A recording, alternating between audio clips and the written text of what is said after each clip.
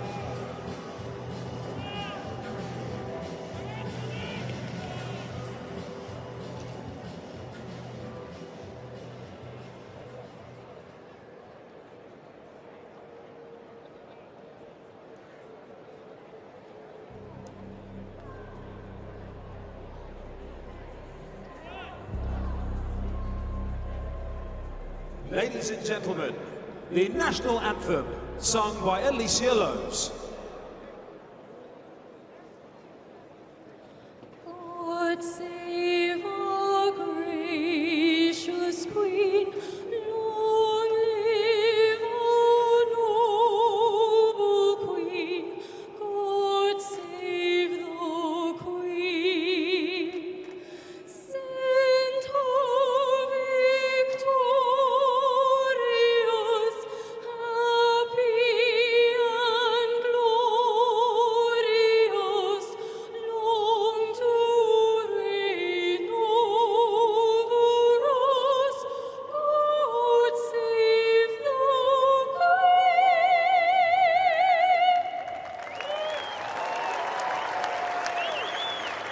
Please show your appreciation for Alicia Lowe's.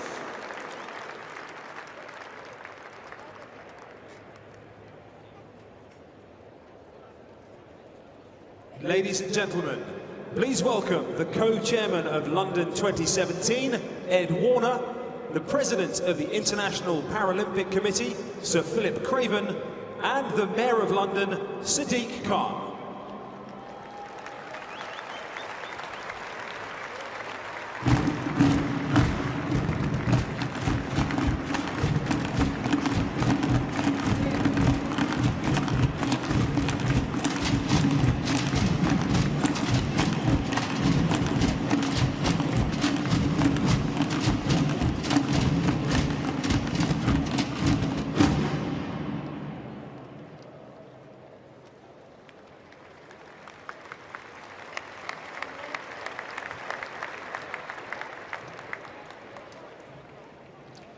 Good evening, everybody.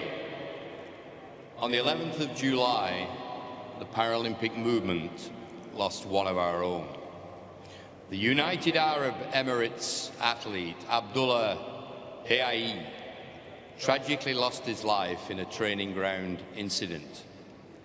The 36-year-old father of 5 was a Paralympian, having made his Games debut at Rio 2016, and was looking forward to competing in his second World Championships here in London. Our thoughts and prayers are with his friends, with his family, and his teammates at this terribly sad time. I would now like us all to observe a moment of silence in Abdullah's honour.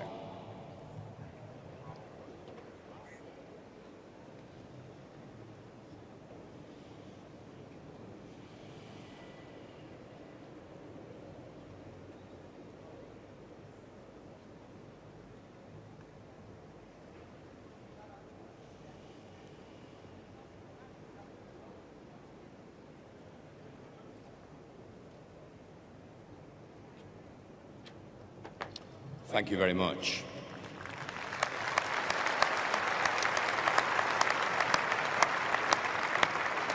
I would now like to invite Ed Warner, co-chair of the London 2017 Organising Committee, to present Thiban Al-Moheri, the UAE team manager, with a special medal in honour of the late Abdullah Hayai.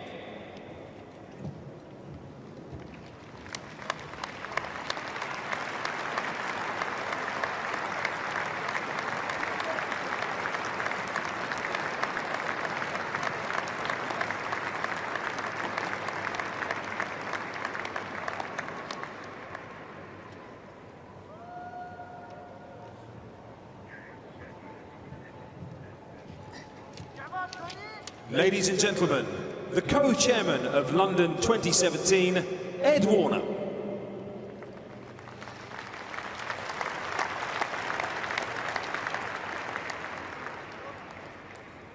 Welcome to London 2017, to the summer of world athletics, in the greatest athletic stadium in the world, in the greatest city in the world, to watch the greatest athletes in the world. A stadium we're proud to call our home of athletics. A city that offers the warmest of welcomes to everyone from all corners of the globe. And athletes who refuse to let adversity hold them back as they strive for glory. This evening marks the beginning of the World Para-Athletics Championships. Over the next 10 days, over 1,000 athletes from just under 100 countries will compete for 202 gold medals. Prepare to be thrilled. Prepare to be inspired. Prepare to be moved by incredible athletes performing at the height of their abilities in the fiercest of competition. Whether you're watching here in the stadium, at home, or on the move, from wherever in the world you are, be sure you're about to see the very best that sport can offer. Do enjoy it. This, the 8th edition of the World Para-Athletics Championships, will be indeed by far the biggest and the best yet. For that, we must thank the Mayor of London, Sadiq Khan. He's sharing our vision to bring this event to this amazing stage. We must thank also our organising team at UK Athletics, who've worked tirelessly to turn that vision into a reality. Our wonderful volunteer runners, there are 4,000 of them, giving their time and their good humour to ensure everything runs smoothly.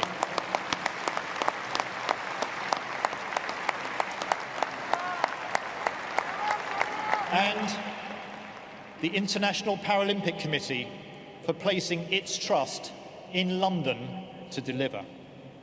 I'm delighted now to introduce the man who, as President of the International Paralympic Committee, has been an incredible champion for parasport for very many years, and who now steps down as president in just a few weeks' time, Sir Philip Craven.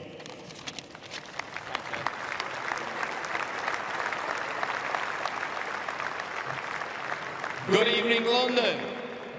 Welcome to the World Para-Athletics Championships, London 2017, and welcome back to the iconic London Stadium. This venue holds so many special memories for all of us, and we're all very excited to be back here 5 years on since the best Paralympic Games ever. During that special summer of 2012, this stunning park turned itself into a para-sport mecca. It felt great to be British, even greater to be in Great Britain, and extra special to be part of an event that changed the sporting landscape forever. Every generation gets a chance to change the world, and over the next 10 days, we have the opportunity to relive that magic, that national pride, and that spirit that united us all. I'm confident that at London 2017, the performances of para-athletes will be a celebration of positivity and everything that is good about the human spirit. Even before the first medal event takes place, London 2017 has set multiple records. Record crowds and commercial support will be complemented by record TV and online audiences. Millions around the world are ready to be inspired and excited by what they see. Athletes, many of whom were inspired by London 2012, arrive here in record-breaking form. They are ready to make history, ready to excel, and ready to show what is possible in life. Welcome and thank you to the technical officials, to the athlete classifiers, and of course, the runners, the people in pink, who brighten out even the greatest of days with their radiant smiles. Finally, I would like to thank the London 2017 Organising Committee, Ed Warner and his team, and all delivery partners for providing a perfect platform for para-athletes to perform to the best of their abilities. You have raised the bar in terms of organisation, and the athletes will repay you and the record crowds with performances that will raise the roof. It now gives me great pleasure to introduce London Mayor Sadiq Khan to open the World Para-Athletics Championships, London 2017. Sadiq, over to you.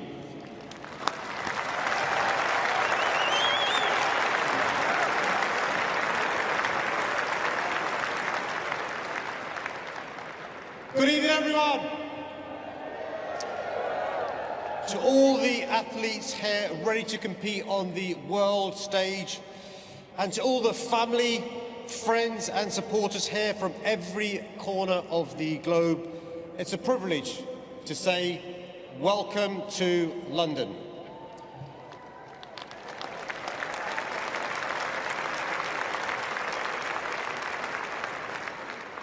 I'm proud that our city is bringing together the best athletes on our planet to our iconic Olympic Park. In 2012, London helped to redefine the image of para-sport. And now, over the coming days, we have another opportunity to shine a light on these amazing athletes and to take us to the next level. The next level on the journey to full parity, with para-sport receiving the equal status it deserves.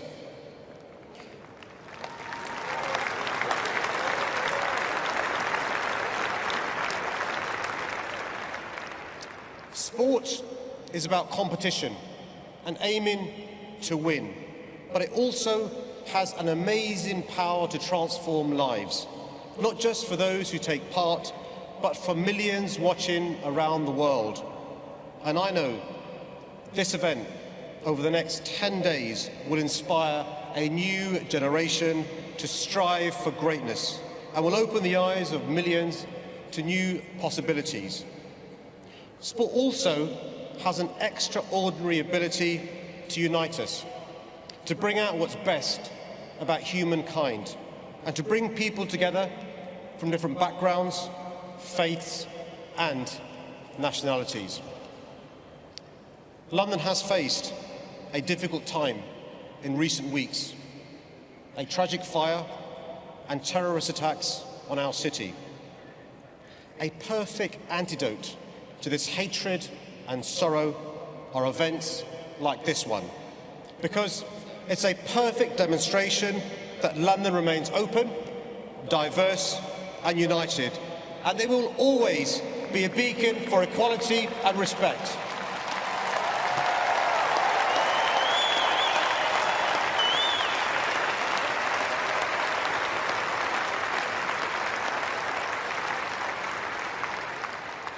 You know, during these difficult weeks for London, we've also seen the best of humankind in how people have responded. And in particular, I want to pay tribute to our brave emergency services, our police service, our fire service, and our National Health Service.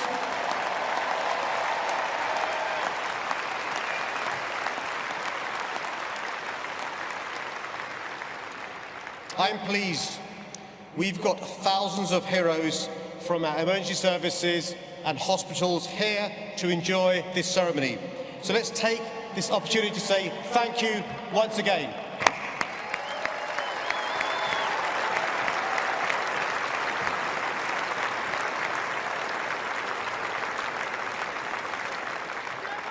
And finally, to my fellow Londoners, to all staff and volunteers, to UK Athletics, UK Sport and the London Borough of Newham, thank you for your hard work and for making this possible. It is with huge pride that I can now declare the 2017 World Para-Athletics Championships officially open.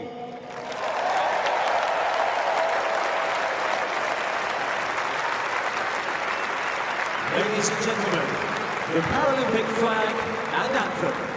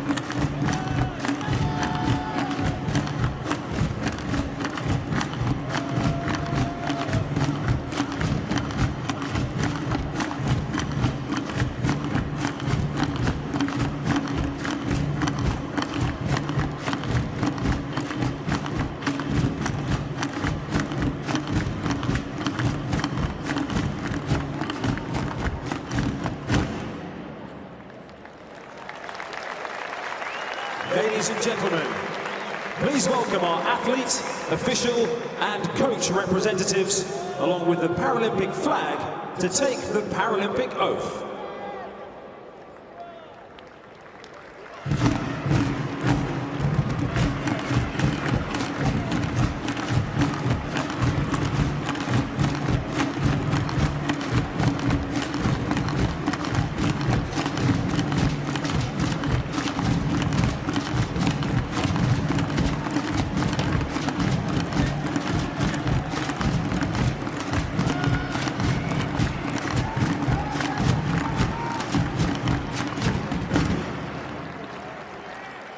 To take the Paralympic oath on behalf of the athletes, please welcome Dan Greaves.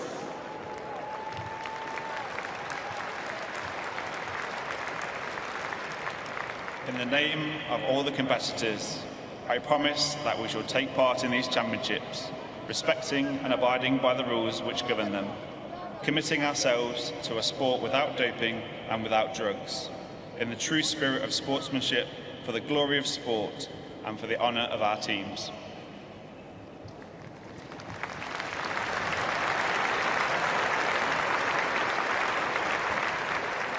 On behalf of the officials, please welcome Sue Morn.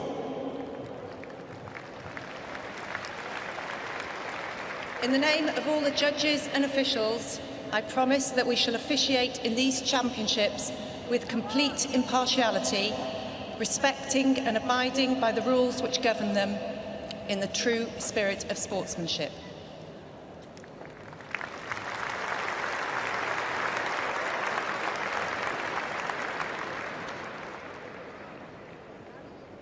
And representing the coaches, please welcome Katie Jones.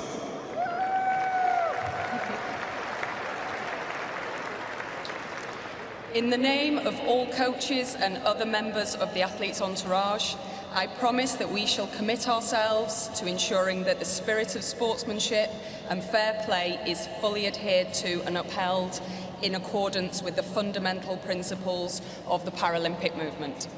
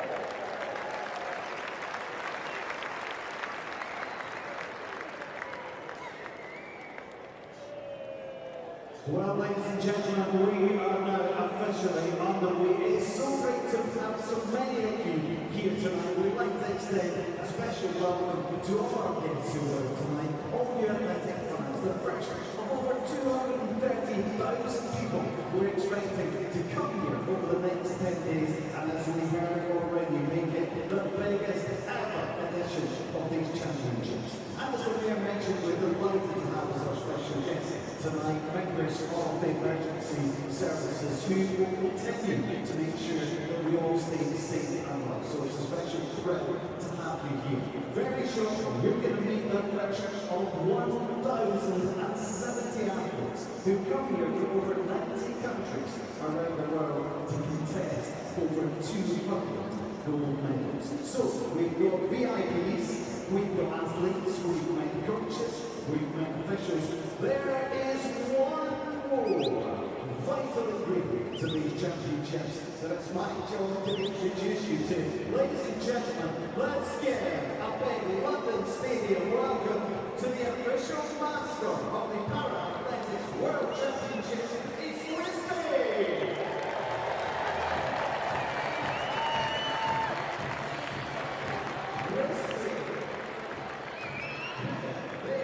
Fantastic to have you here. National bees are vital for our survival and the world, and it is vital to have you here. Let's do it that time. So let's see why we picked you as our official mascot. Let's give Whiskey some encouragement, ladies and gentlemen. Let's give ourselves one round.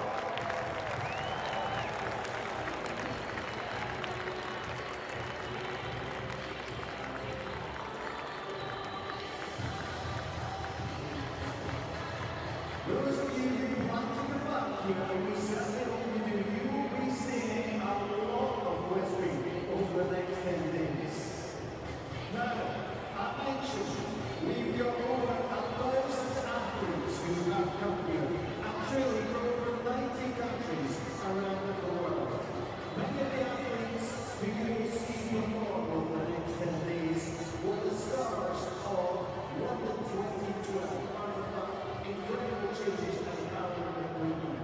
They got back to their teammates, they talked about the welcome they received in Great Britain, but most of all, they talked about this cauldron of noise, the noise that our athletes say they cannot escape. So tonight, we want to let them know what this London crowd is all about. We are minutes away, seconds away from beginning the action. So let's see if we can figure out how loud we can be tonight at this incredible stadium. After 3, let's test you. 1, 2, 3! We are getting there, but while we're being honest, that's the kind of cheer I expect first thing on a Monday morning. It's Friday night at London, everyone. We're at the best stadium in the world. Let's make it big after 3. 1, 2, 3! That is the kind of roar we're going to expect in the next 10 days. It is the World Paralympic Championships, London 2017. As the Mayor of London said, everyone, let's take it to a whole new level.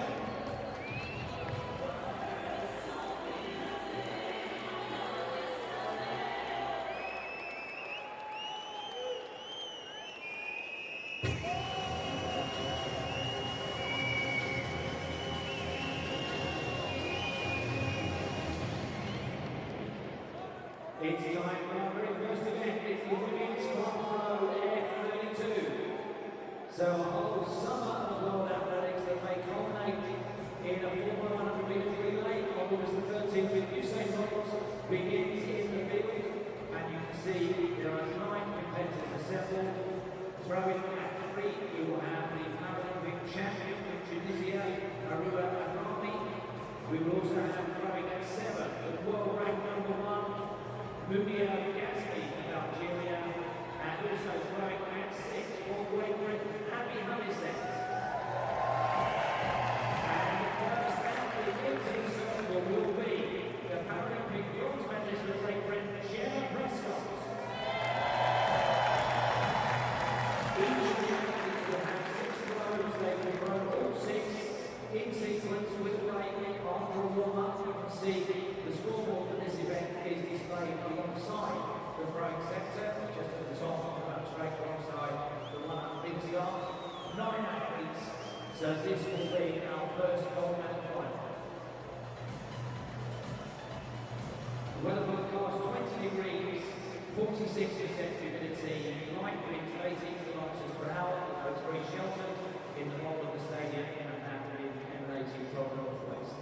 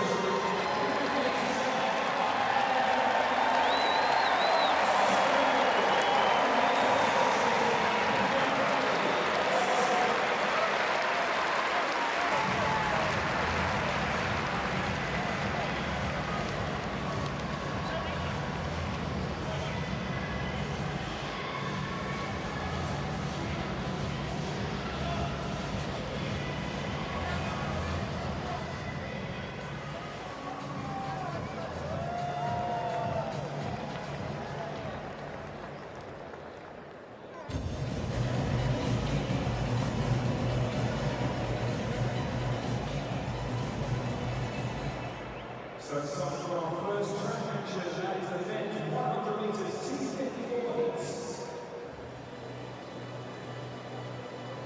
First into two, in lane one, representing Thailand, Sadiq.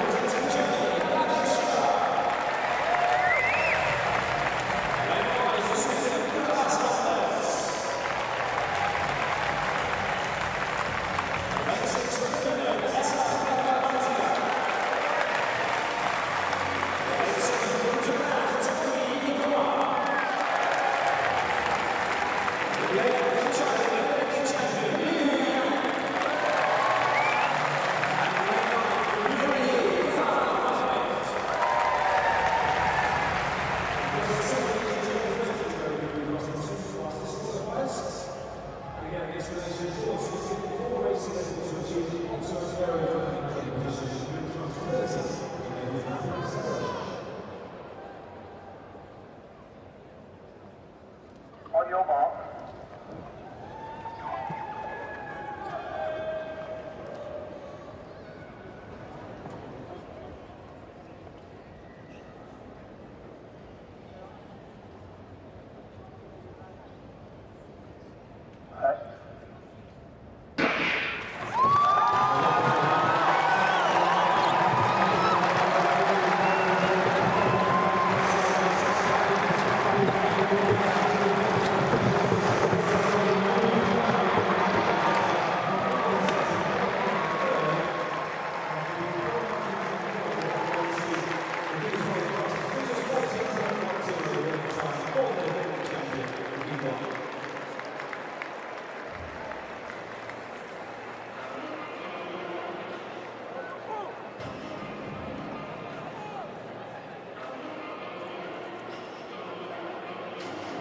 The dimensional for F57 are underway in round one. The early lead by Fernandez of Spain. Just outside the 10 meters 48.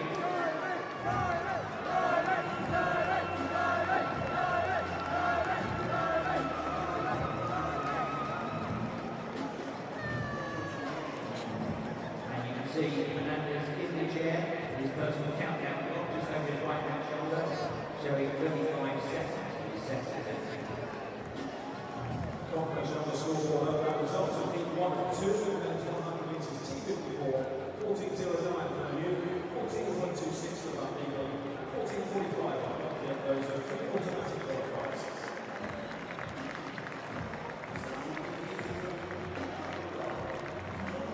The final of our 100 meters T54 by the way was going to take place later on this season.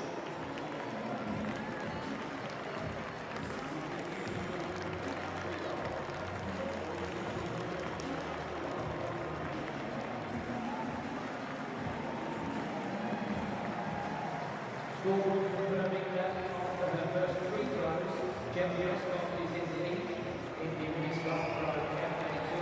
Next in the circle will be someone from Morrison on the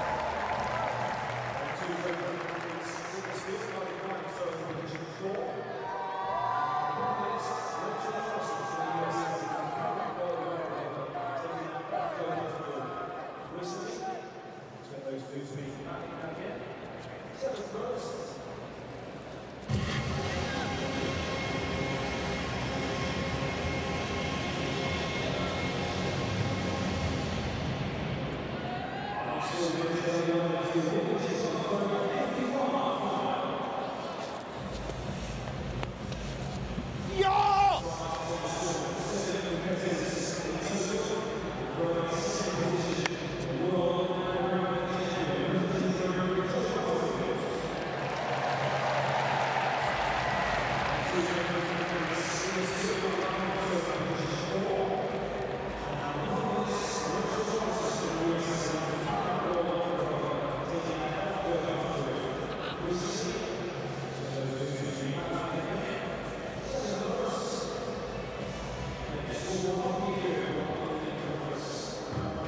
just being prepared in his chair for the F57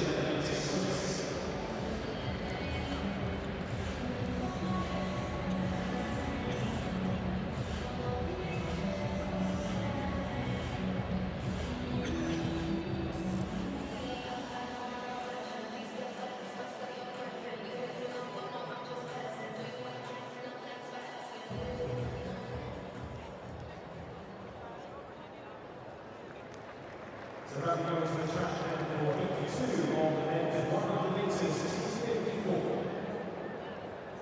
Introducing athletes Anthem, first of all in lane 2 from Thailand, Javelin.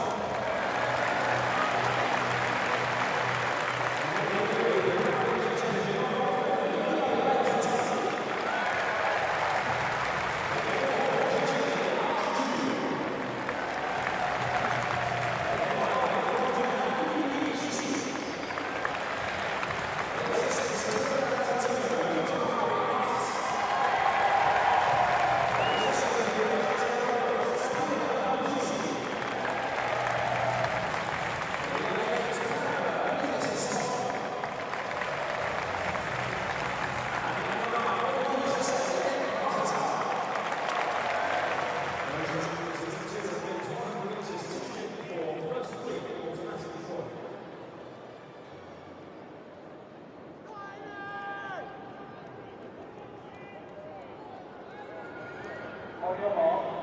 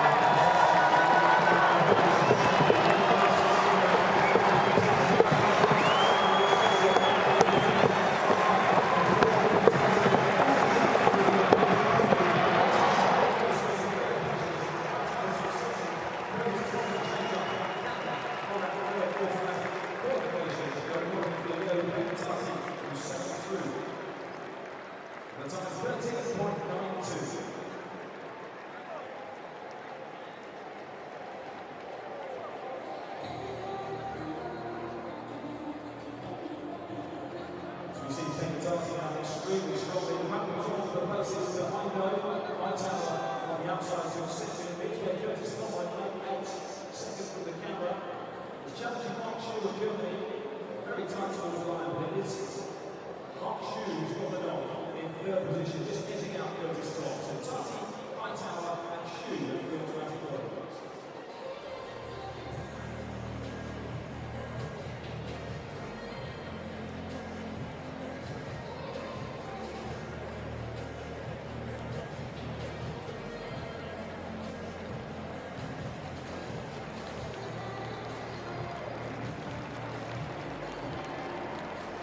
In the events, F47 shot, Javelin kicking has just completed his series with a best of 13.61. That's the lead.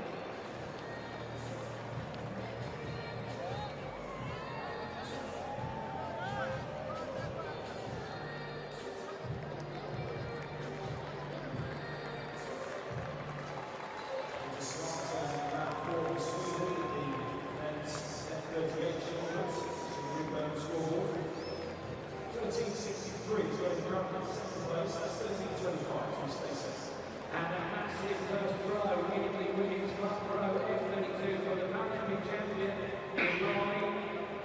There's a weight measurement on that one, but the lead at the moment is held by Jimmy Prescott and Brent at 1966.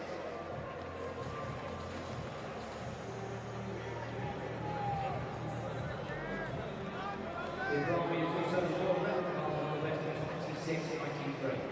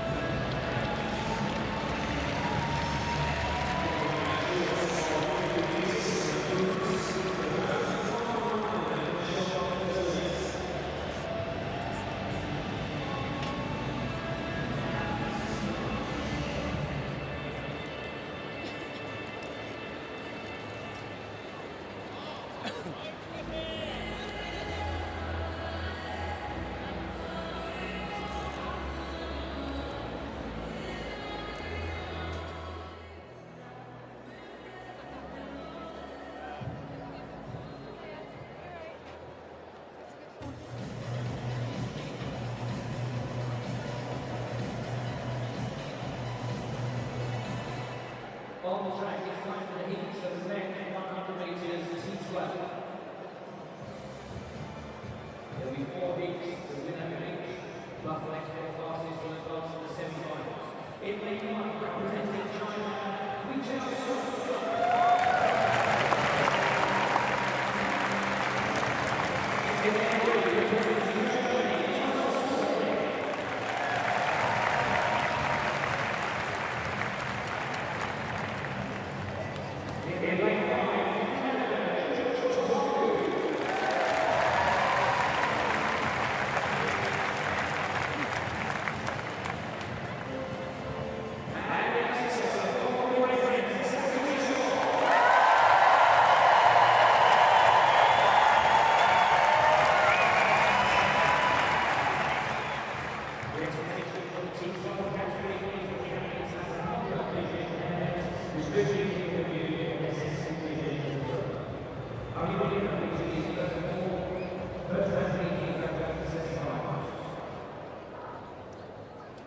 On your mark.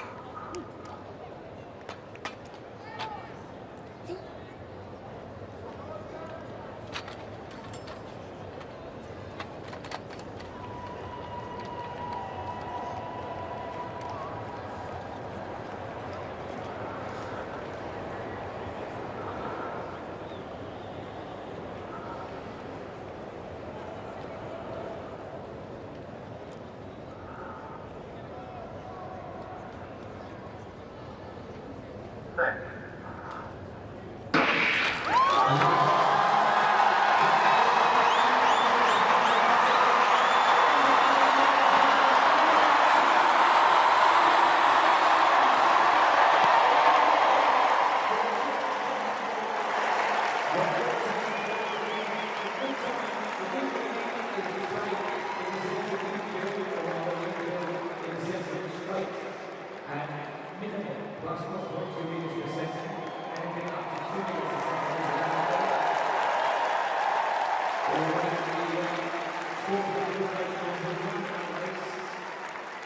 They've got the runners, the athlete has to cross the line ahead of the light. As we watch the replay, you'll see one runner, guide runner, just decelerates on the line. So there's one who goes through. Let's see, it's very, very close. Final 20 metres.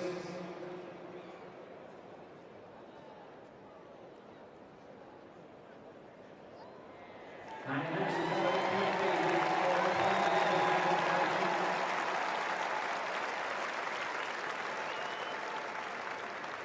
by 1/100%, he goes through 11.40,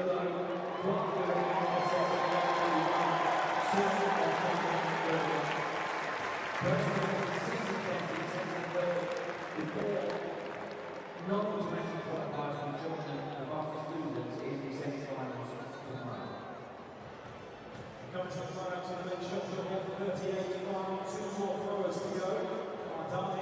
Stays in second place for now. Morrison of Sweden about to take his final throw and deny Hardani a silver medal. Morrison already guaranteed the bronze. And he improved past 14 meters and 13 to take silver. Morrison of Sweden.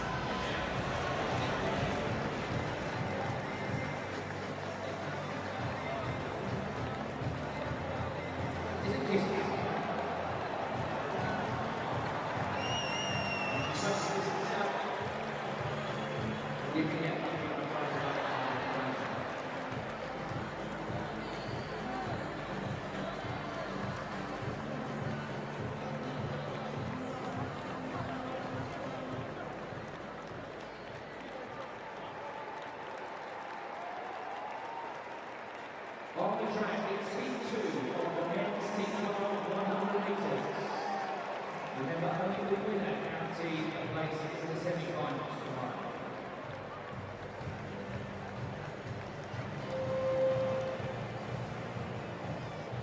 In the line, representing Sadiq.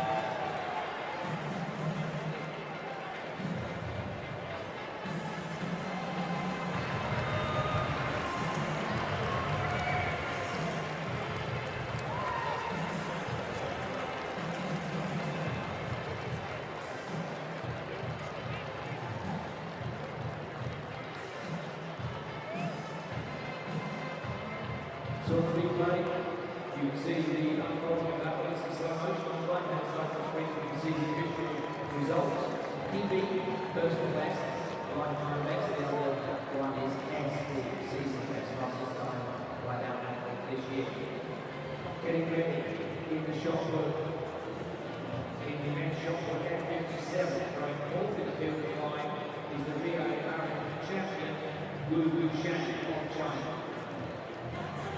The lead at the moment is 14 meters 31 by Sadiq Brazil, and kicking Poland at 13.61. Wu has a lifetime best of 15 meters 40.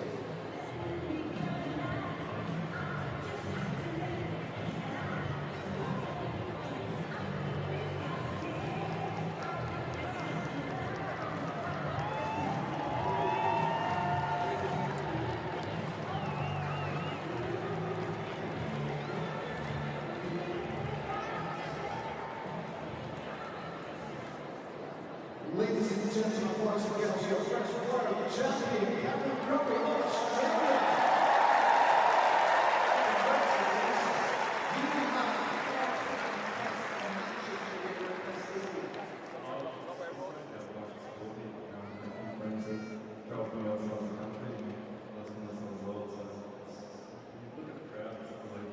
What does it mean to be not just the first world champion, but the first world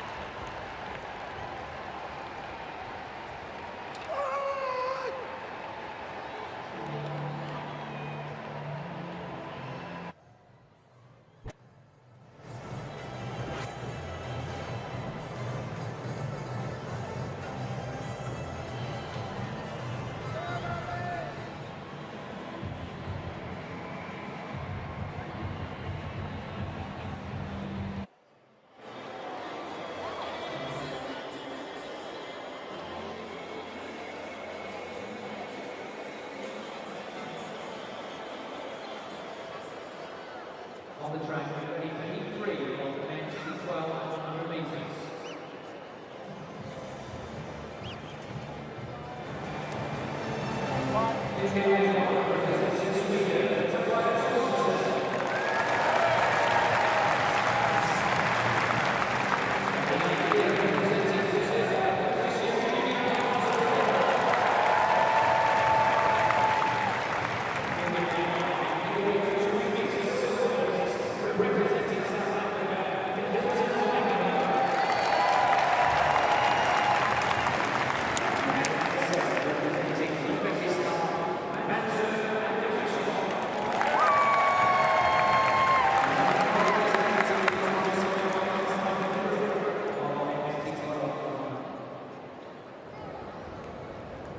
On your mark.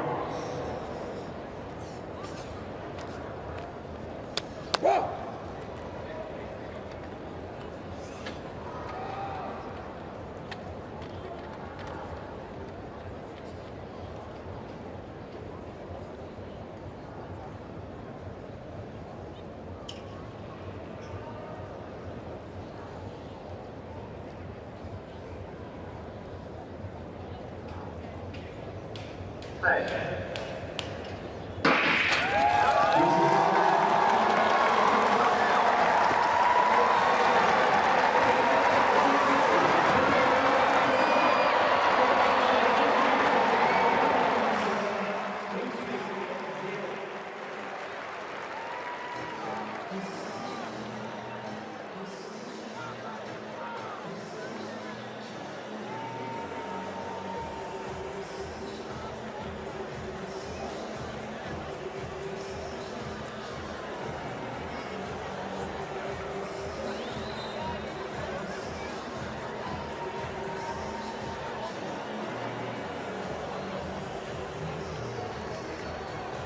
So on the replay, as well as seeing the firm results on the right-hand side of the screen, you can see a pretty big field, 20 metres for 19-year-old Akihiro of Brazil.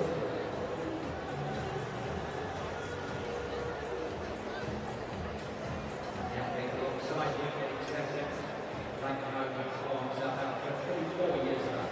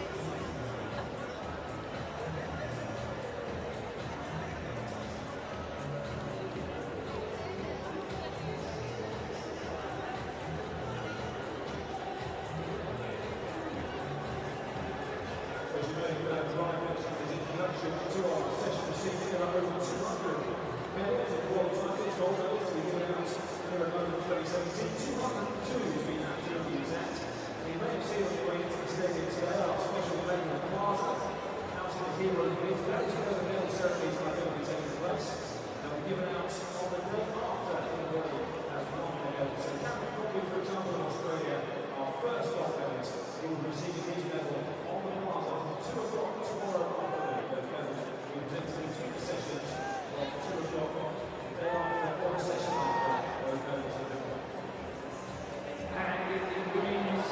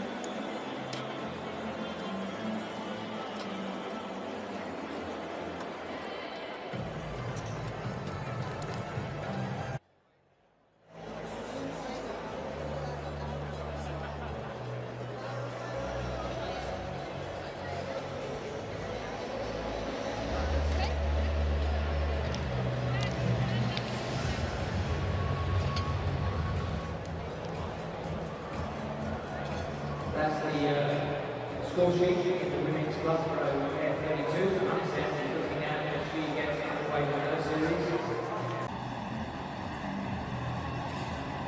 Those are currently standing to that F57 shot put.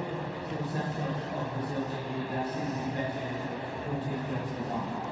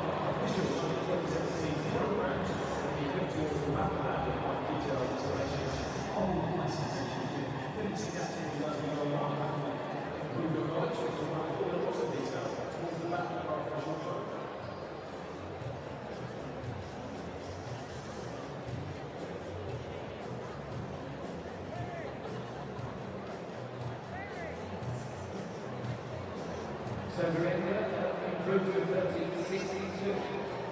And you can see on the scoreboard, he just does go as Miranda. It's a bit like Prince or Elvis, just the one that ends up with the Broncos.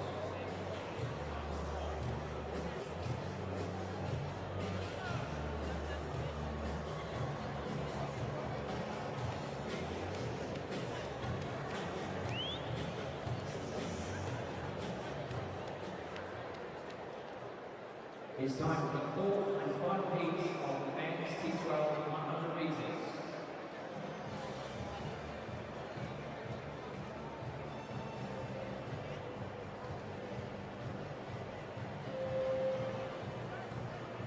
In lane one, you make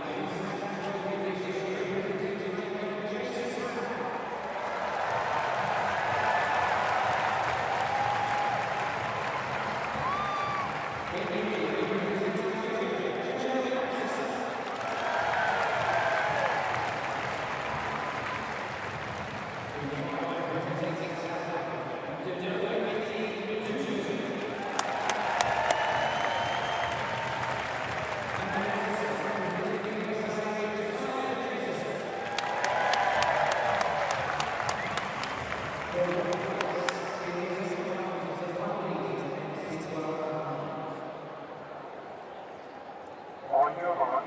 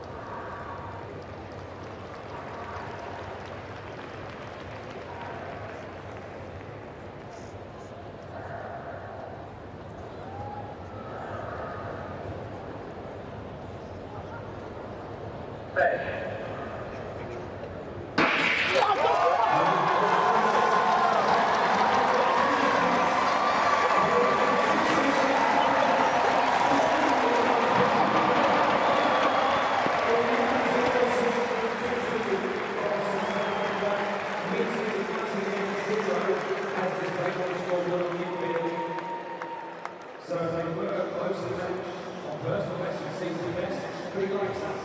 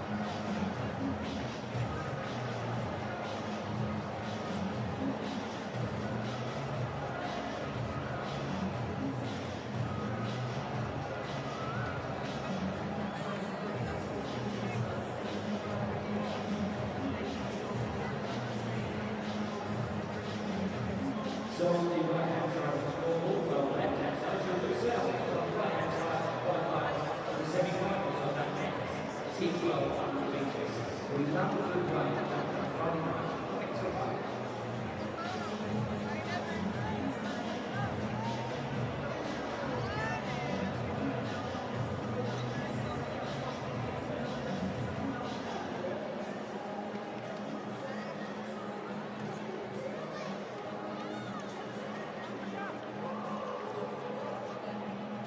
So let's catch up on what's going on in the warm-up area with today's practice. Yes, still down in the warm-up area. Oh, let's calm down a little bit as the continues to go on. Group is in the middle. Passing the girls.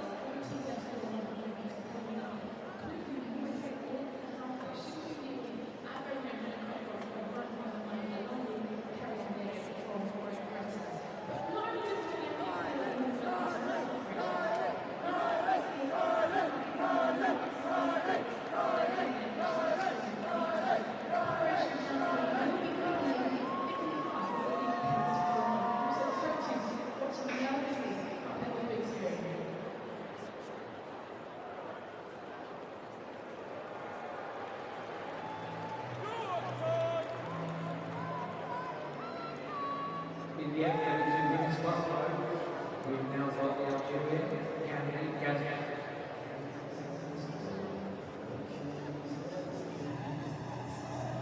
World record #1 going into this championship with best of 25.81 Paralympic silver medalist from Nigeria. 23.90 however, Rory Graham silver medal position.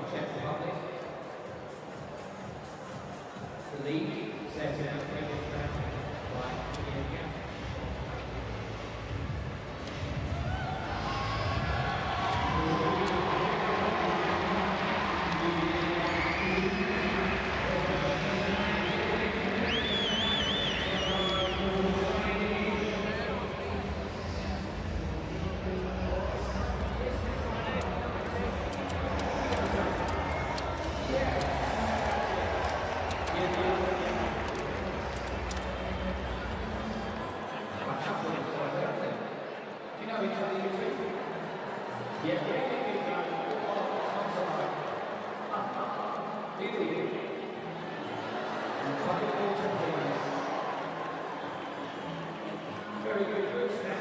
Sadiq. Oh, you're right. He's been racing since lunchtime. And we look back. Picking out through Gentile. Nice.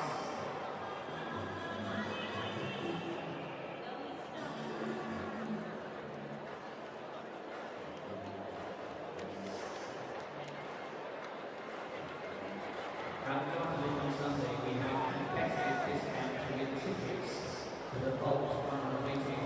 You should have seen the slotting there.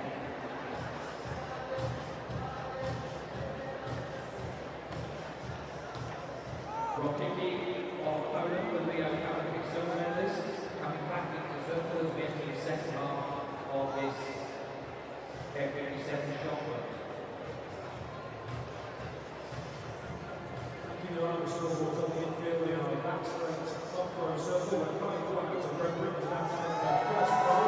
Left up place 19 meters and 87.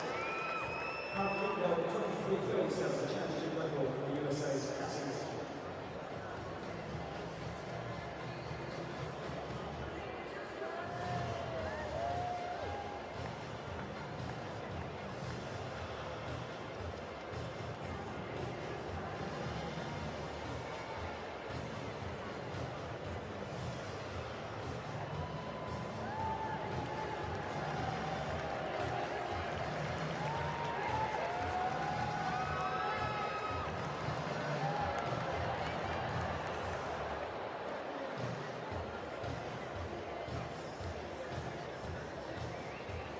Those are the standings in the F32 women's buffalo. Musicova about to open her account for the Czech Republic.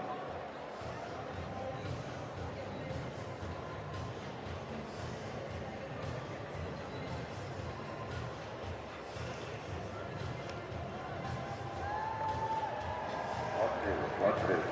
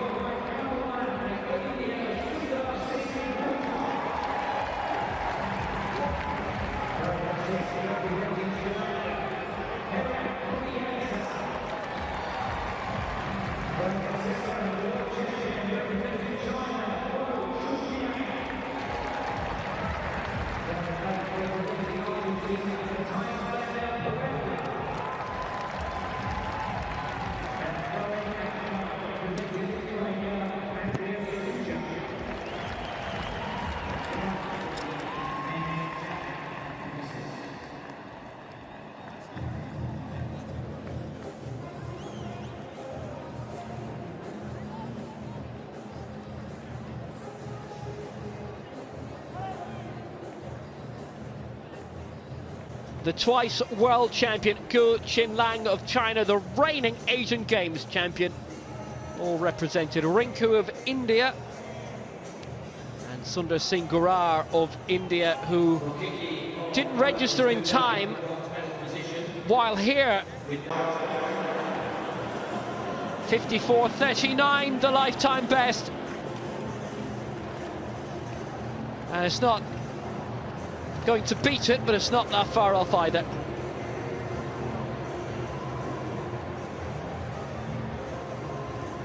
$50 meters 86 to set the standard.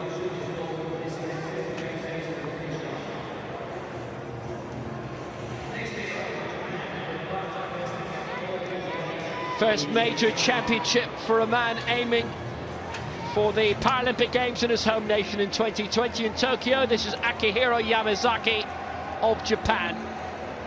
54.48's his lifetime best. He's thrown over 50 this year. He's thrown over 50 today.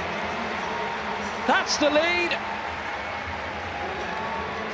That's around 55 meters.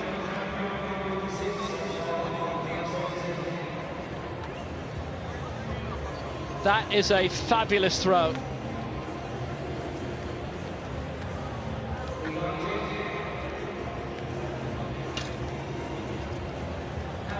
It's one of the best throws of his life. 53.55, a season's best, and Yamazaki is into the lead.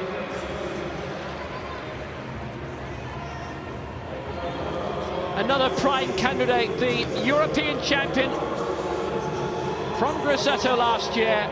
And to top it off, he won bronze in the long jump. Alexander Sobota from Minsk in Belarus.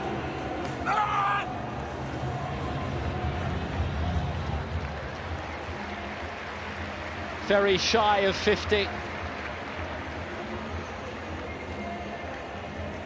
think he's still going to allow the mark to be measured. Didn't cross the white line. Well, he can throw better than that. A 49.02 is his lifetime best, so he'll need something considerably beyond that to get into the medals. That's considerably shorter of it, though. 16.99 in the opening round. Currently being led by Cassie Mitchell. All three throws coming at once. 18.43 for Kylie.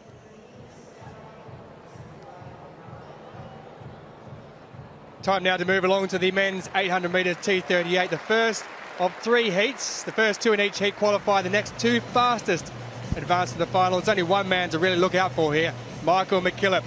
He set the very first world record at this venue in a test event back in May 2012. The 800 and 1500 metre gold medalist at the last three World Championships and the last three Paras. There he is, the Irishman. Now inside him, the Colombian Dixon De Jesus, Hooker Velasquez. Normally a 200 metres and a 400 metres runner. Shane Dobson, 12th in these World Championships in 2015. The Canadian goes in lane 6. Carlos Castillo of Nicaragua in lane 5. And inside him, the youngster, Mikhail Kotkowski of Poland. Taking up his position, Majid Jamai, the Pan-Arab gold medalist over 1500 metres in 2011. And Luis Radius, gold medalist, the Frenchman in 2016 Euros, bronze in the 800 metres at the Worlds, and bronze in the 1500 metres in Rio last year. So confirmation there that the first two qualify and the next two fastest over the three heats advance through to the final. But that man in the green, Michael McKillop, on the outside, who holds the T37 records. This, of course, a T38 event. And away they go, and they all get away quite nicely. McKillop just taking his time. There's Hooker Velasquez, who's got away very, very quickly indeed over that first 100 or so metres, and followed up in second position from McKillop. But then coming down the inside is the Nicaraguan Castillo as they move across there into the back straight, and he's taken off at a very, very quick speed as the man out wide Now, Michael McKillop, he's given himself some work to do here, but he realises it's just the first two that go through, but stretching out way out in front there. It is the athlete from France, Louis Radius, I think it is, who's out there. He's way out in front, but look back there, they're bunched way back. This is going to be a battle out for second position. Hooker Velasquez, who's leading the Colombian, he's taken off at a very quick speed as he takes the bell, and he decides that, well, there he goes. He's decided he's pulled over with 400 metres to go, so he's taken off much too quickly. And you could almost say he's gone out as a pacemaker in a major championships, because he's got to the 400-metre mark and he's just stopped and walked off the track. So some questions to maybe be asked about that as Michael McKillop now takes up the lead. And he's out in front there. There's a whole bunch of them at the moment, 5 of them in position, and way there at the back, it is the Canadian Shane Dobson who's really dropped away. But Michael McKillop seems to have the running of everyone at the present time. It's Louis Radius, the Frenchman, who's in second position, and followed just behind him there. It's Carlos Costera, but Michael McKillop there, he realises the first two go through here. He's just giving a bit of a pace here, not really exerting himself, is the Irishman, but it's a race at the moment between Louis Radius, the Frenchman, and him. So let's just see how it comes down in that home straight. But it's certainly a race in two. McKillop there, he looks like he's got the pace there on the outside. He's just cruising down. Will he put the foot down towards the end? The Irishman, he realises he has Radius realises he's in second position. They're both looking around. The first two qualify in this particular race, and there it is there. It is Radius going through in second with Michael McKillop in front of him, and Michael McKillop, well, he just walks off the track there. But that was an interesting situation as to what happened there in that opening lap with Hooker Velasquez.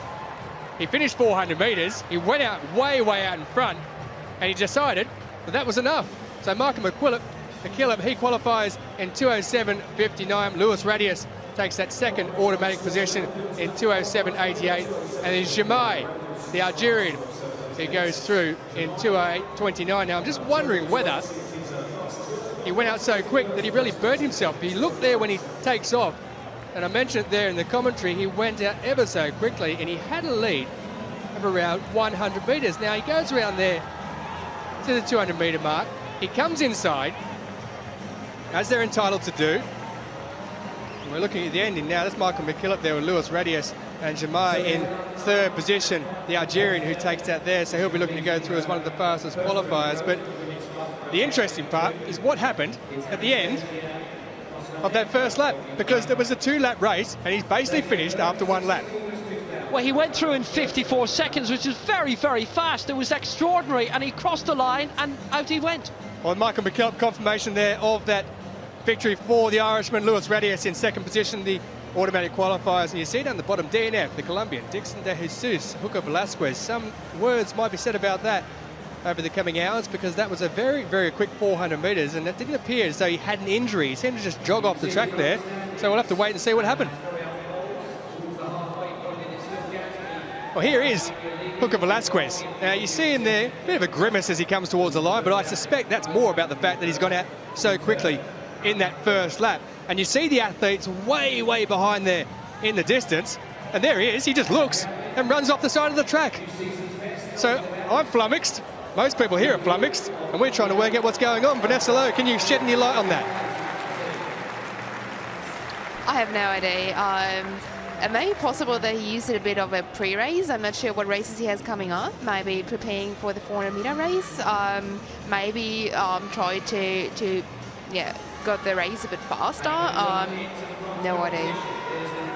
Well, more to come on that, no doubt, indeed. But it's time to go back to the field events.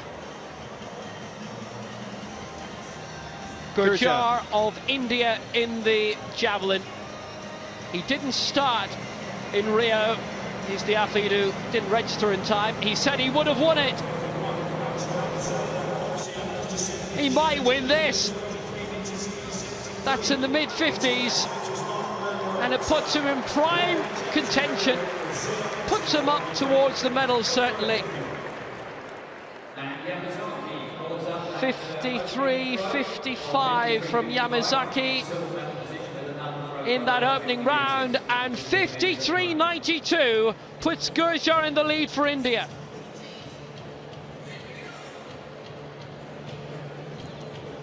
I'm still trying to make sense of Hooker Velasquez. That's just bizarre. It was like a pacemaker just stepping out at halfway. It makes no sense to me. Anyway. Herath of Sri Lanka. Dinesh Pravanta Herath with the Yansalatri with his opening round attempt. 58.23, the lifetime best. Not seen a lot of competition this season. But it'll go beyond 50. Won't give him the lead, but I'll give him a shot of a medal, definitely.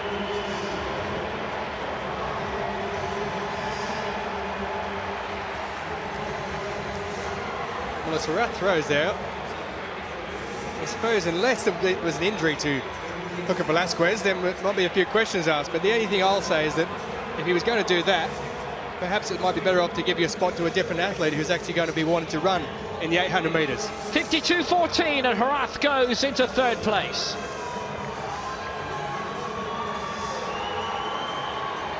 Rinku in round 2.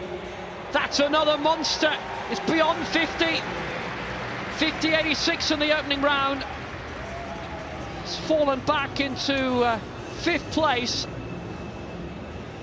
But that might just get him back in towards the medals again.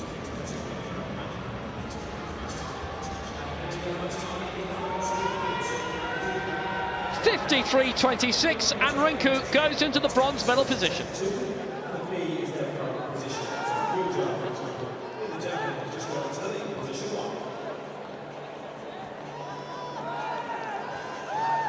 Gurjar with his second round throw. That's huge! That's massive! It's just short of 60 metres. It's one of the longest throws we've ever seen. The world record held by Devendra set in Rio, 63.97. Gurjar said he would have won that if he'd competed. He's walking the walk as well as talking the talk. That's 58, 59 metres. That's the lead. 59.42.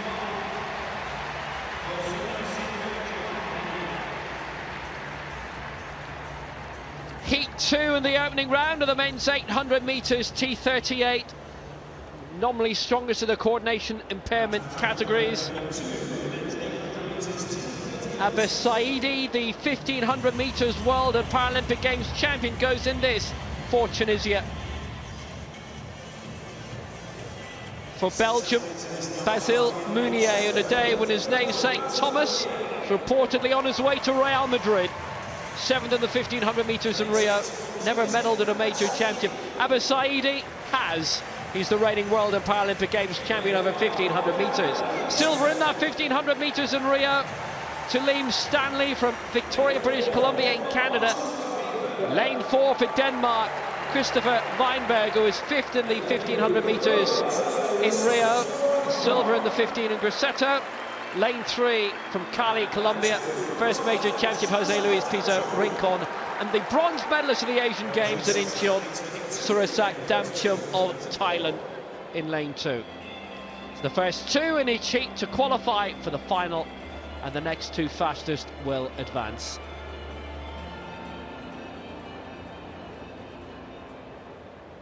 Fastest lifetime best held by Saidi.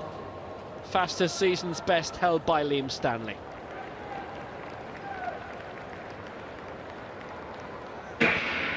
So the top 2 to go through out of this sextet. Solid start by Saidi of Tunisia out of lane 6 with that 2:02.34 lifetime best. Obviously Michael McKillop's presence will make life very hard for whoever comes through into the final. Saidi trying to cut out in front, and he will do so. Mounier just behind him. Stanley on the outside, trying to go even further on the outside. Piso Rincon in his first major championship is blocking the way, taking second place at the moment, but Saidi, a past master at this, leading the way out in front.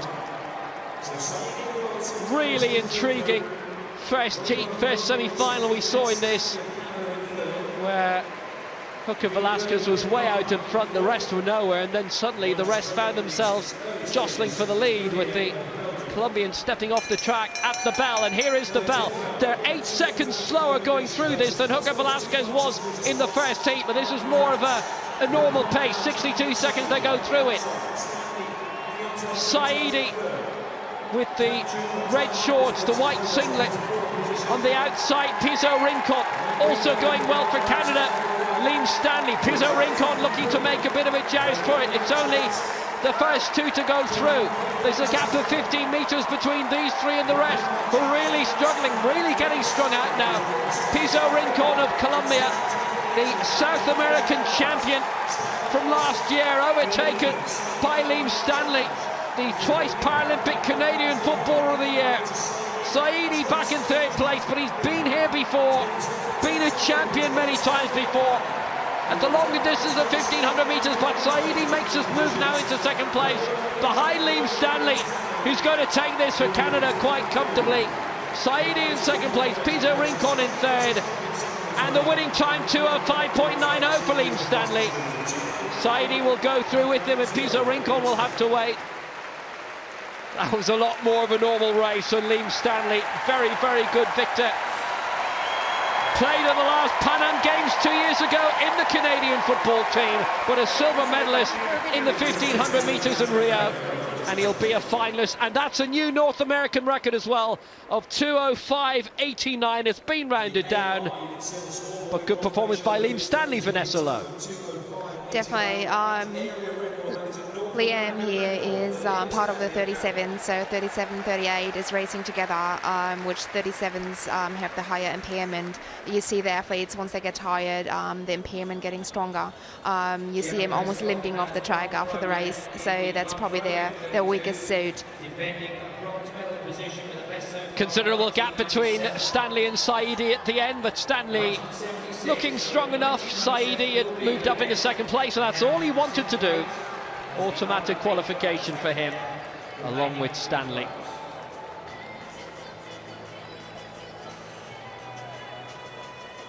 Well, the T37 athlete goes through, and Stanley from Canada, but that, he mentioned, was a more normal 800-metre race. Yes, it was. With around 300 metres to go, then spill up into a pod at the front of those three runners, but I'm still flummoxed by that word I used earlier, talking about the Colombian. Well, Stanley crossing the line with that new area record. Canadian record 2:05.89. Liam Stanley the winner, with Abis Saidi in second place, 2:06.99. Pizzo Rincon, Wienberg will have to wait to see if they go through as fastest losers.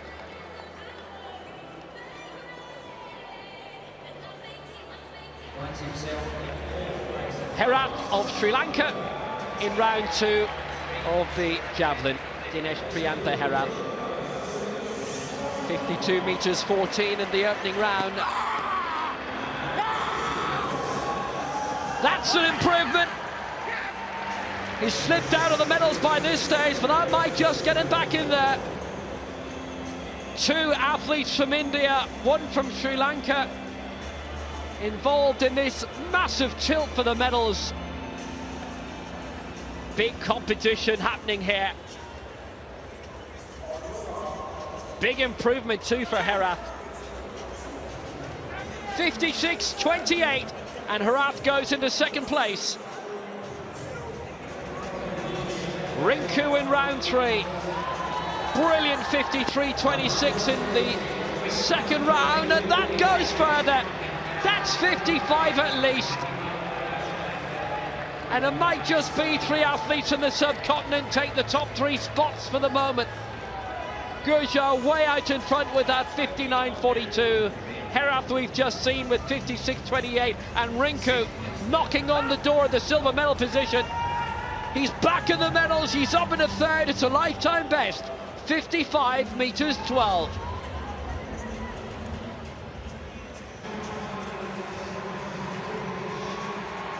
Gemma Prescott in the F32 club throw final in the 5th attempt. currently in 3rd position.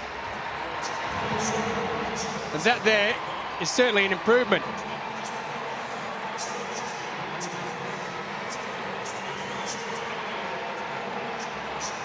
Around the 20-metre mark, but it more than likely won't improve on that bronze medal, as that confirmation shows there. So Gemma Prescott, 1997, does improve her performance this evening, but it keeps her in 3rd position. As we look around the ever-building London Stadium. Here's our leader, Gurjar, looking to go beyond 60, but not this time. That brilliant throw in the previous round, the 59.42, coming within 2 meters and a bit of the championship record set in Doha 2 years ago. And Devendra, the legendary Devendra, who was winning major medals going back to 92. Gurjar broke the plane deliberately, so it's a red flag. But he's still our leader by a considerable margin. Currently India first, Sri Lanka second, India third. Gurjar, Herath and Rinku respectively.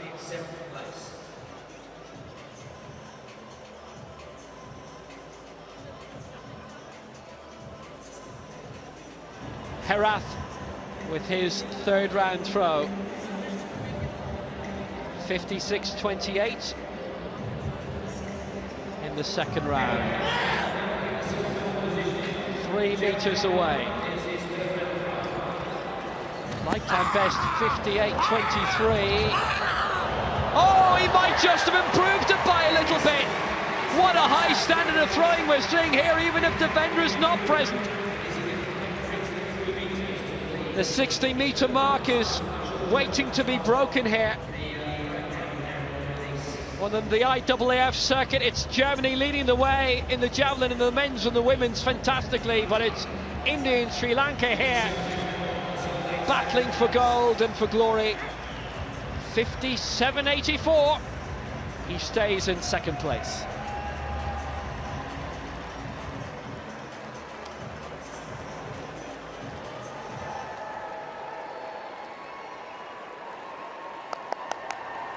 Well, the final heat in the men's 800 metres T38.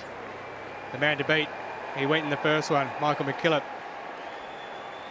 But we've got 6 more athletes to run as yet.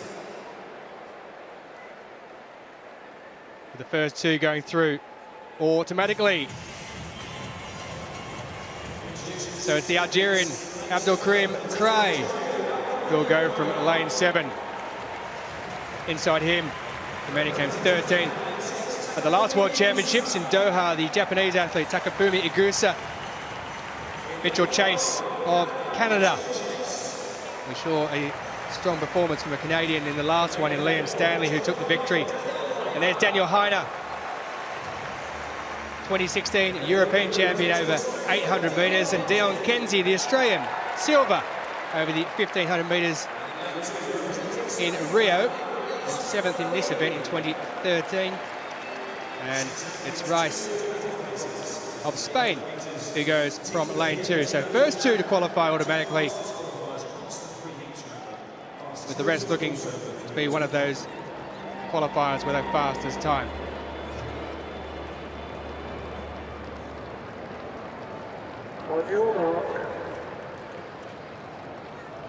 Been a good night for Australia so far with the world record. What can Dion Kenzie come up with? Well, the way they get, there's the Japanese athlete Igusa, who goes out quickly from lane 6. He takes an early lead with Mitchell Chase inside him of Canada, but Dion Kenzie just gradually moving up there into 3rd place. Nothing major over that opening couple of 100 metres, but there's Dion Kenzie just settling into a rhythm there.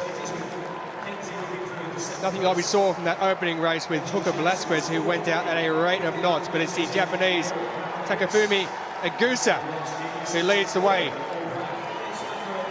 with around 150 metres of this opening lap to go before they pick up the bell He's out in front. There's Dion Kenzie, the Australian, who's in second place. Those two would be the automatic qualifiers if it remained as it is, but there's going to be a bit of a sprint finish on, I suspect, from around the 300-metre mark. It's Rice, the Spanish athlete, who seems to be doing very, very comfortably there in the background, and also Chase, who was 9th in this event 2 years ago, who moves now into second place. Dion Kenzie puts on a bit of a spurt there as they go across and take the bell, and he leads by just a couple of metres, but all 6 athletes are bunched together by around 10 or 12 metres, but now they're starting to spread, and it's Dion Kenzie of Australia who goes out in front, followed by Mitchell Chase, who's just on his heels there, and then there is a bit of a gap remaining between the rest of those athletes.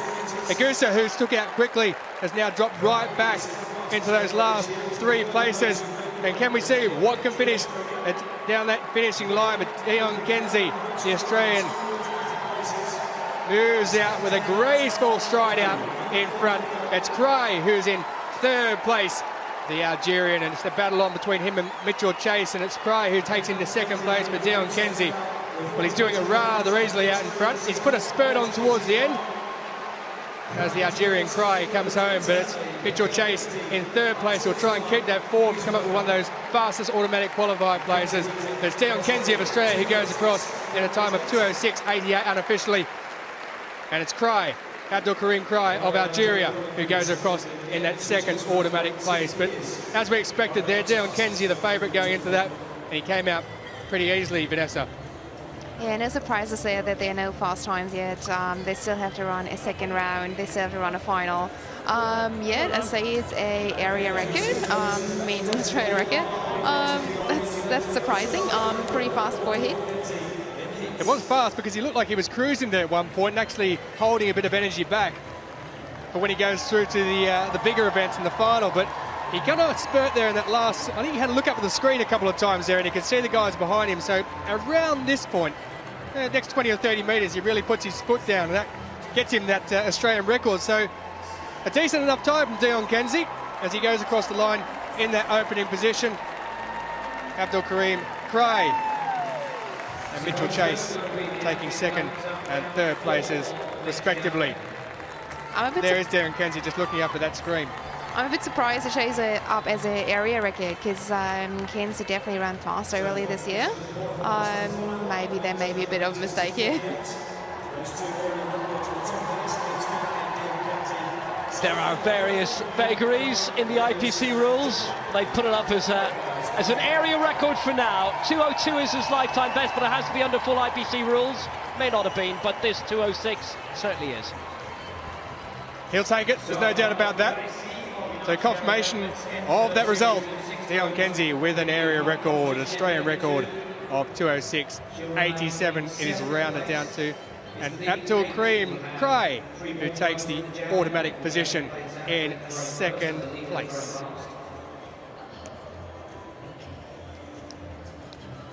Heat 2, there's been a change of result in this, with Dam Chum disqualified, but it doesn't affect who goes through.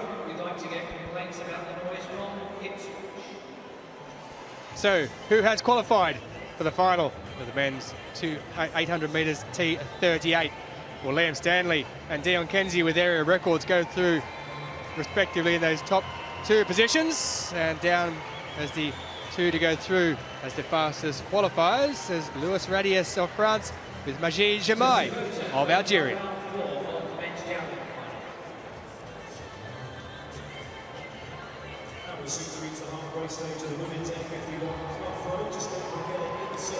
Brazilian gold for Santos in the shot put. In the F57, Thiago Paulinho Santos, the Pan Am champion, has beaten the European, world and Paralympic champions to take gold in London, and he is the new world champion. He finished 5th in Rio, but it's gold in London. 14 meters 31. Santos gold for Brazil, with the Paralympic champion Wu 2nd, and the outgoing world champion Rakicki of Poland in 3rd.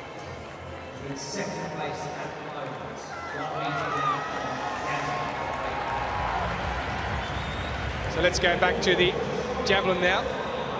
The F46. Guo Chunling of China.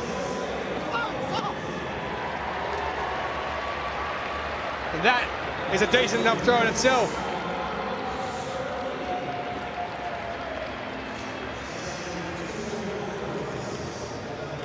Well, he likes it, doesn't he? Good form, good distance.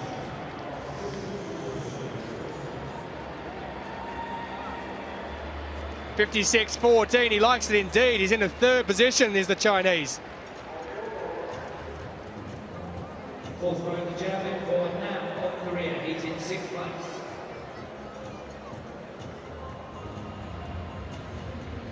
Rachel Morrison of the United States in the women's F51 club final. Her first attempt, she's the last to go. That's just outside as it moved the marker. Gold in the discus in Doha, the last World Championships 2 years ago, and in Rio at the Paralympic Games. Based at Royal Oak, Michigan. Know it well. Coach is Erica Wheeler. She graduated in psychology at Oakland University, Rochester in Michigan. Silver in the club in Doha 2 years ago at the last Worlds, behind Joanna Butterfield. We'll return to her soon.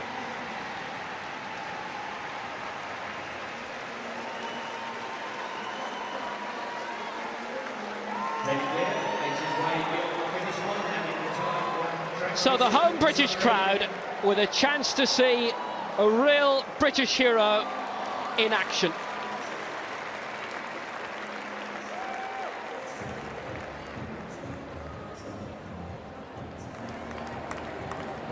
The final of the women's 100 metres T34, featuring the 7 times world and 5 times Paralympic champion Hannah Cockroft of Great Britain. The only woman to beat her in the last 7 years. Cara Denigan is in this also. It could be a British clean sweep. Carly Tate there too. So starting off with lane 2, silver in the 100 metres in Rio, bronze in the 4 and the 8 for Great Britain, Cara Denigan. Lane 3 for Belgium. Bronze in the 1 and the 4 in the Europeans last year, Joyce Lefebvre. For Great Britain in lane 4. Gold in the 800 metres in last year's European, silver in the 1 and the 4 for Carly Tate. Lane 5 for the Netherlands. 4th in the 100 metres in Rio.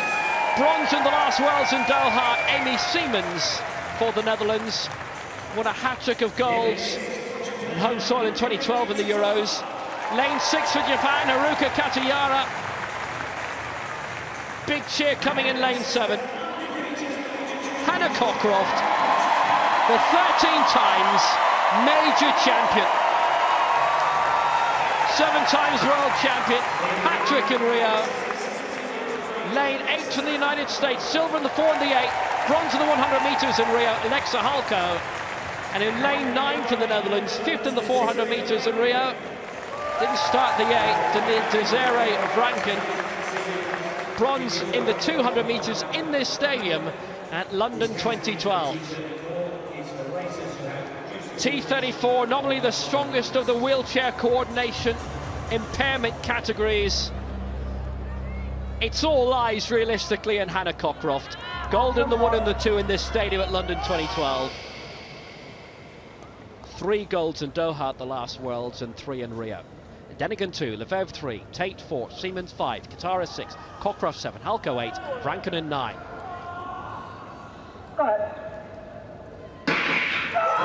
Away, first time in this women's 100 metres T34 final. What a start by Denigan in lane 2 for Britain, and Hannah Cockroft shooting away too. It'll be a British 1-2, but in what order? And Denigan going strongly, but Cockroft's coming into her own now. It's Hannah Cockroft, it's London, it's Cockroft, it's gold!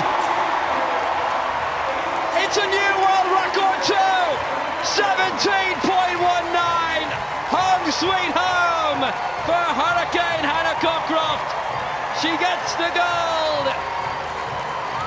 Denigan in second place. It's the result that was expected. And Cockroft continues to set new standards. Halko with the bronze for the United States. Denigan the silver, but there's only one, Hannah Cockroft. She did it again. The Hurricane Hannah, homegrown favourite for a good reason. So we'll see if she can do the hat trick here.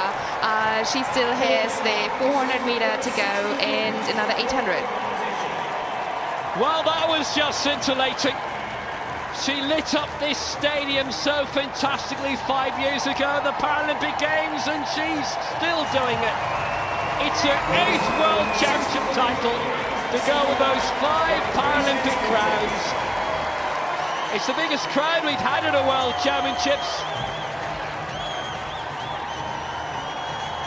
Halko with a new North American record with the bronze, 18:43 for this talented 17-year-old. The lucky sock she got from her sister, she wears in every race, is doing her well.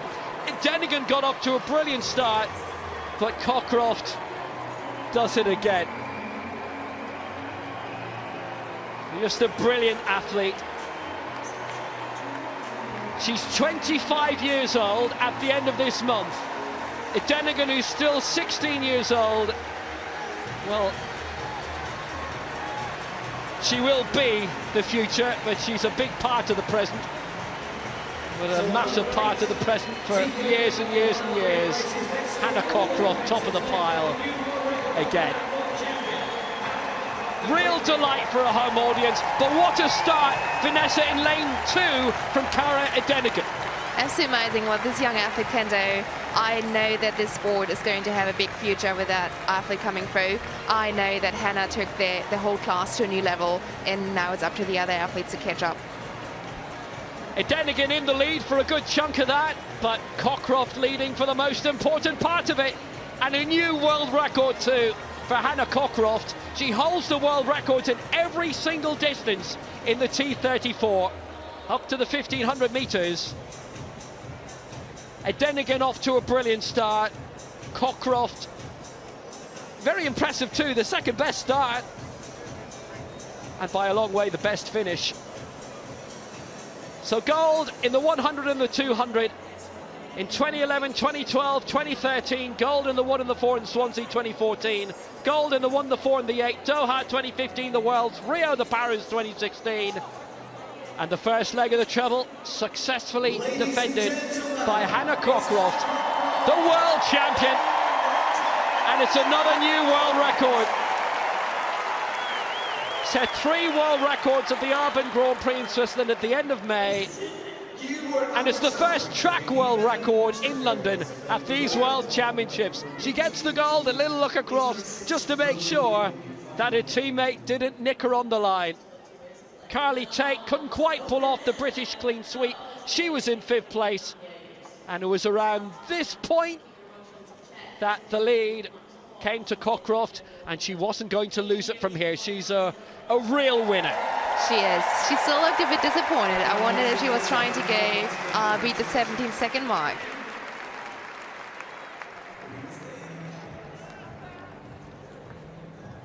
World gold number 8, another world record for Hannah Cockroft, 17.18 seconds. Gold for Britain, silver for Britain's Cara Denigan, 18.01. Bronze for the United States and an area record. Alexa Halko in 3rd, 18.43.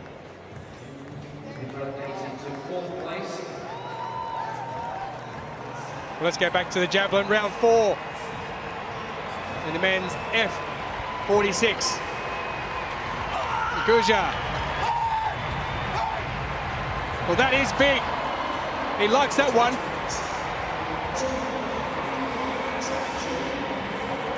He likes that indeed. That's over the 60-metre mark.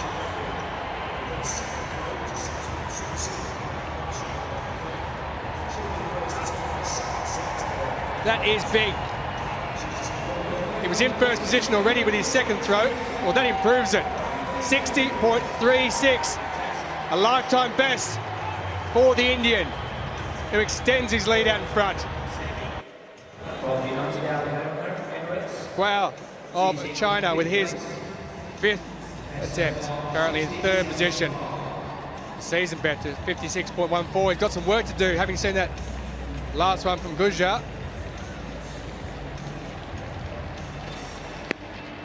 What can he come up with? Well, he can come up with something decent, but it's not over the 60-metre mark, and it's certainly up near what the Indian just threw.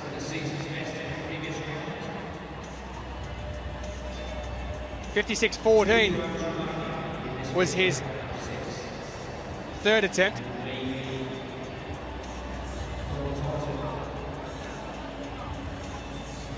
And that's not going to improve on that. 53.89 with 1 throw left for the Chinese. He remains in the bronze medal position. Well, here's Herath. His 5th. Currently in 2nd position. 57.93.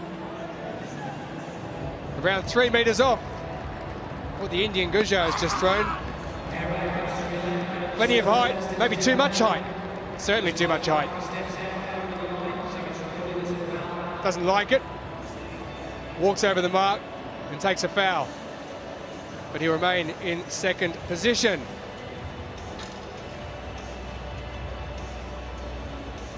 There appears only one winner of this at the moment. That man there. India's Sundar Singh Guja.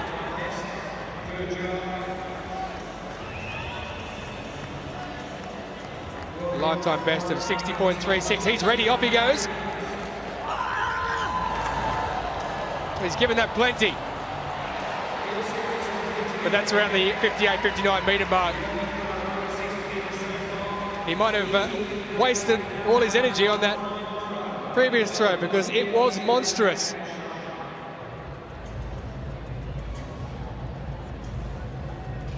He'll remain in 1st position regardless.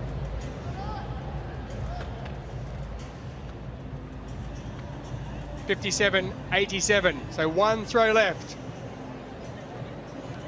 to see if he can hold on to that gold medal. And at this stage, as we see Hannah Cockroft celebrating that world record of 17.18 for the T34 100 metres.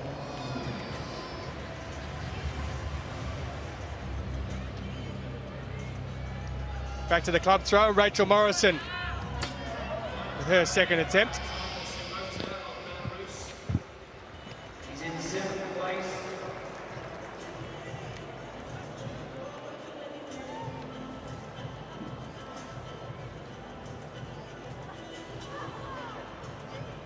Well, 21.64, Rachel Morrison in 4th position, so the silver medalist from the Rio Paralympics has got some work to do.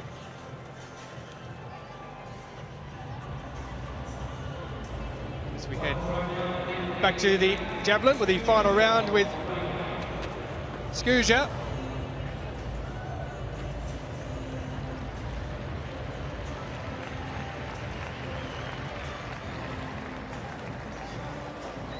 We're in 8th position, and that is not going to improve.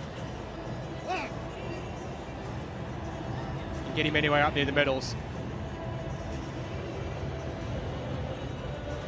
39.65 for his final attempt, so 45 on the dot, his best with his 3rd attempt. There's Nam Ki-won from Korea.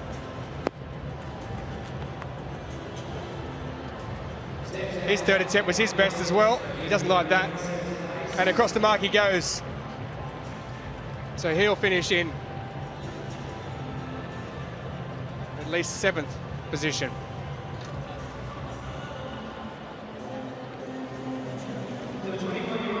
Japan's Yamazaki. 53.55, a season best for him with his opening effort. Currently in 5th position. Needs to gain around 3 metres if he's to get himself up into the medal positions. But that won't be happening because he's under the 50-metre mark. Thanks to crowd. thanks his fellow athletes. But he will not be on the podium this evening.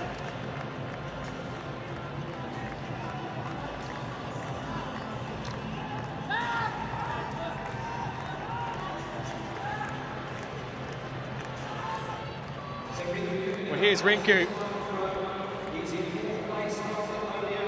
The Indian chasing down Guja, who's up in top position. His final attempt, if he is to lift himself into the medals in his F46 men's javelin throw final. He said a little earlier what his compatriot can do. Now what can Rinku come up with?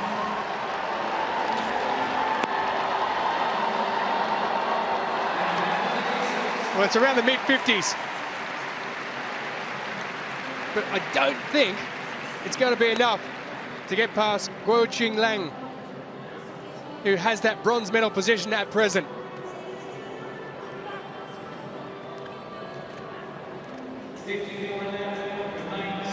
Well, 54.11, so he stays in 4th position.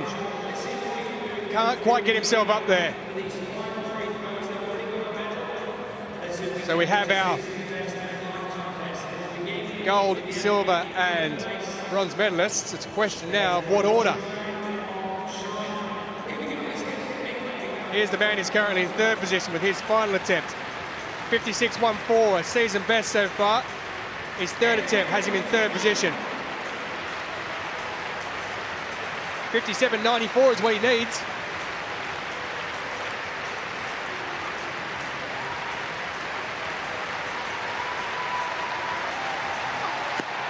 Releases, but that won't be good enough. So the bronze medal position for China's Guo Qinglang.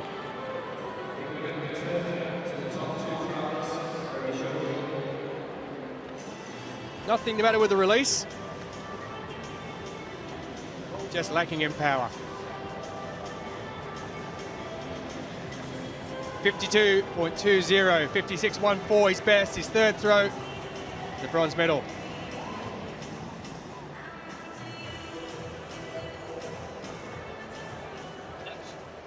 Next final on the track, the women's 1500 meters T13, least visual impairment.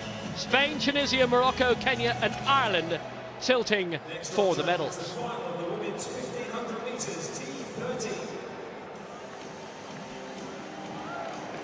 6 going in this final. Starting off with the Lithuanian-born, representing Ireland, Greta Strejmakita, bronze in the 1500 meters in the Europeans in Grosseto last year. 4th in Rio she was. Nelly Munyalo of Kenya, bronze in the 1500 meters in the 2006 Worlds. In Assen, for Tunisia, Naja Chouaya, silver in the 1500 in Rio, went out in the heats of the 100 and the 400. For Morocco, the 200 meters world champion from 2013 in Lyon, Sana Benama, won 3 golds in Beijing in 08. The reigning world and Paralympic champion, who is his 2nd title both times for Tunisia, Soumaya Boussaïd. And on the inside for Spain, the reigning marathon Paralympic champion, Elena Congost from Barcelona.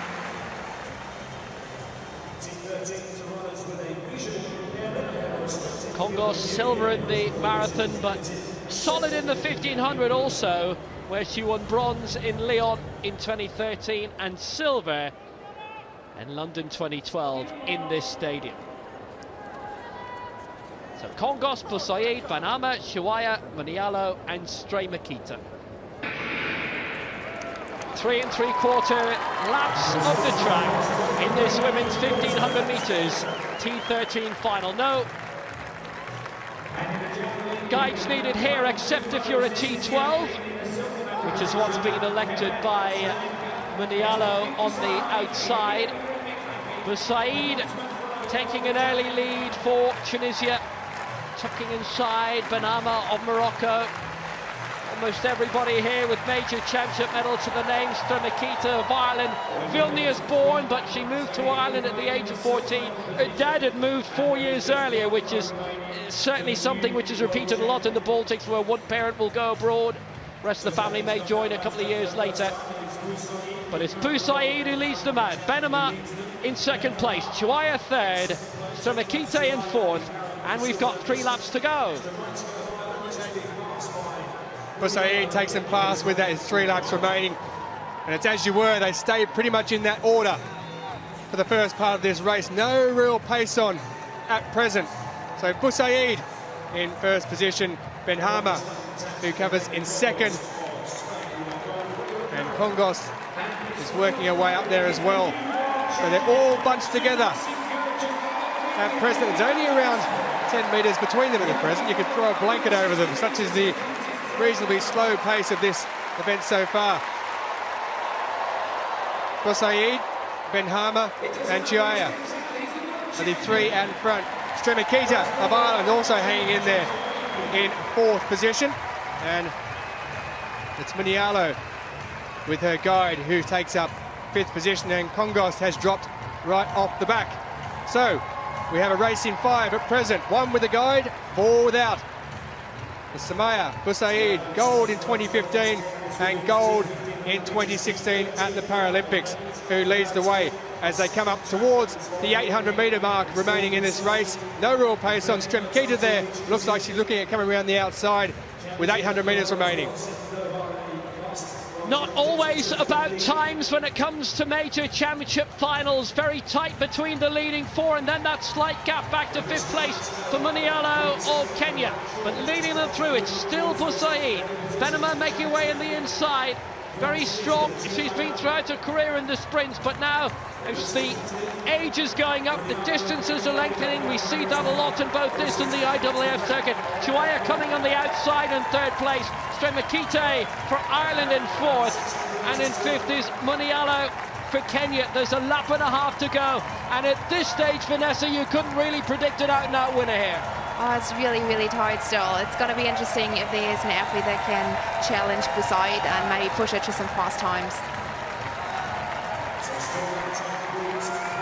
Still very, very tight between them all.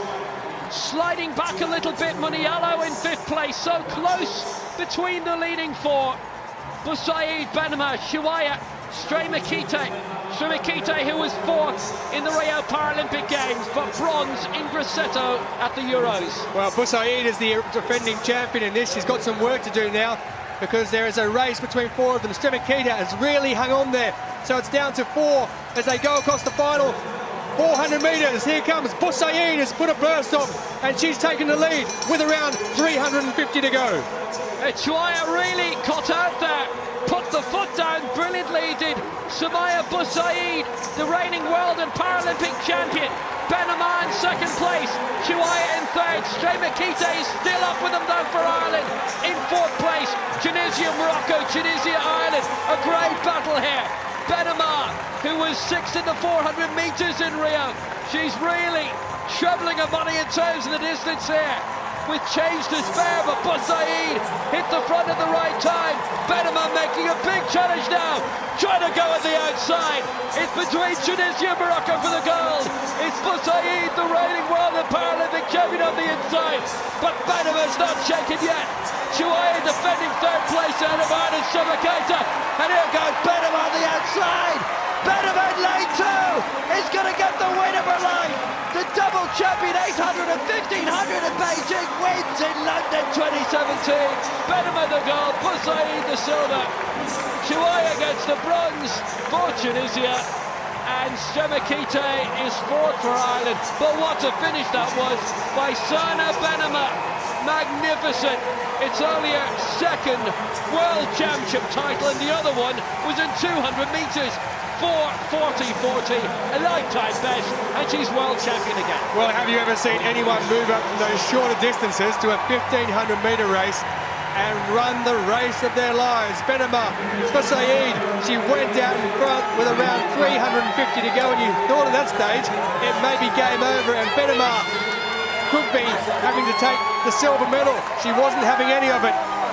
at all was the Moroccan as she goes over and takes the plaudits from the crowd. And why wouldn't she? Because it was an absolutely superb tactical race. Boussaïd, she went out in front, she stayed out in front. Stremkita did ever so well, did the Irish lady, as she tried to come home to get into those medal places. She couldn't do it. Chuaya in a season best time in third place, but Ben Harmer, a lifetime best of 440.40 to win the 1500 metres T13 final. And what a way to do it, and why wouldn't you celebrate, Vanessa?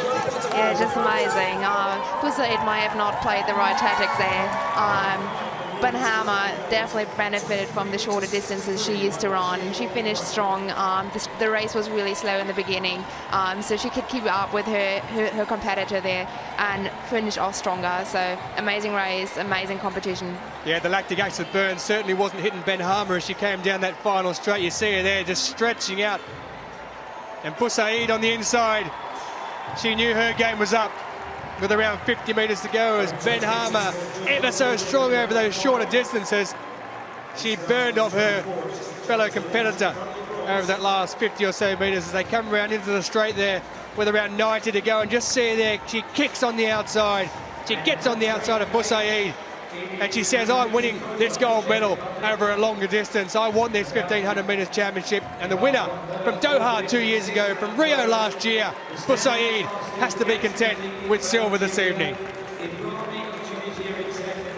It's a really interesting career trajectory because she had gone in these middle distances early in her career and then shortened the distance, was quite successful in the sprints, and now she's back at 1500 metres. And she's used her sprinting ability there fantastically, hasn't she? To come on at Boussaïd on the outside. Anoya doing a good job to hold off Stremkita in third place. But Benhama, the champion again, and Morocco get their first gold in London. And Vanessa brought up that fact about it could be over the slower tactics of Boussaïd there, which really played into the hands of Ben Harmer. And, well, that may be the case, but there's the result. It doesn't matter. Ben Harmer with a lifetime best of 440.40. Boussaïd, the defending champion, has to be content with silver. And her Tunisian compatriot, Naja Chouaya, with a season best 446.16 in third position. Well, Haroun in the final round of the men's javelin throw, F46 final. He's in second position, 57.93 is his best. He's got some work to do, has the Sri Lankan. He had to get up around the 60-metre mark. He doesn't like it. He steps over the line and takes the foul. So that's 2 fouls in his final 2 attempts for Haroun. It will be a silver medal for the man from Sri Lanka. And the man in the foreground there, Guja, who just saw, he knows now it doesn't matter what he throws, because he will be the gold medalist.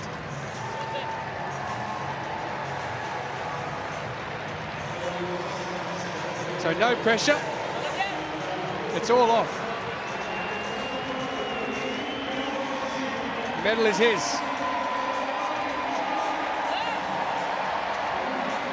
How will it finish?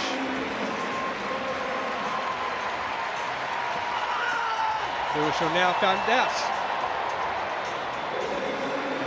Well, it won't finish any better than what it was because he stepped over the line. He looks like he might have done himself a mischief with an injury there. But there it is, a lifetime best for Sundar Singh Gujar. 60.36 for the gold medal. Parath of Sri Lanka takes silver. And Gual of China for the season best, 56.14, takes the bronze.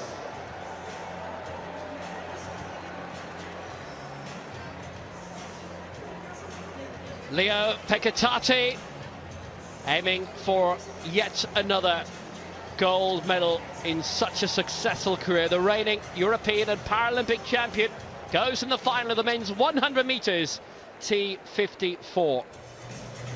Strong field, Liu Yang and Leo Pekatati winning the heats earlier on, and Saishun Kenjen will be a live candidate too.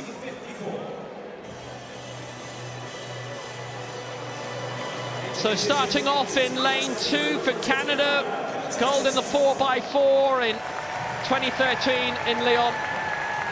That's Curtis Tom. Lane 3 for Japan. It's Tomoke Ikoma, his first major championship at the age of 25. Liu Yang for China, who won his semi-final. He goes in lane 4. Lane 5, the 4 times Paralympic champion, 3 times European champion, aiming to win back a world championship. He last won in 2011 for Finland, Leo Petataki. The 400 meters Paralympic champion, 4 times world champion, 2 Paralympic golds for the Netherlands, Kenny van Weigel. Man who previously won silver in the 4x1 in the 2006 World Championships in the United States, Eric Hightower. Silver in the 4, bronze in the 1, the 2 and the 8 in Swansea at the 2014 Europeans for Germany, Mark Schuh. And a man who contributed a huge amount to that very successful World Championships 2 years ago in Doha. He won 3 medals there, 2 silver and a bronze. Saichung Kongen of Thailand. And it was 2 silvers and a bronze for him in Rio. Great field, T54 racing as always, thrilling and exciting, be it 5,000 metres, be it the 100. Tom in 2, Ikoma 3, Liu 4, Tati 5, Van Weigel 6, Hightower 7, Schuh 8, Kongen in 9. Leo Petataki so fast in his heat. On your mark. The final of the men's 100 metres, T54.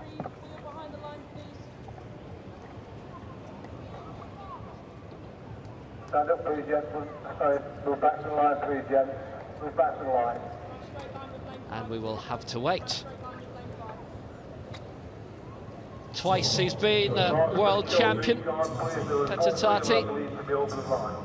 Thank you. Green card for everybody, so nothing to worry about.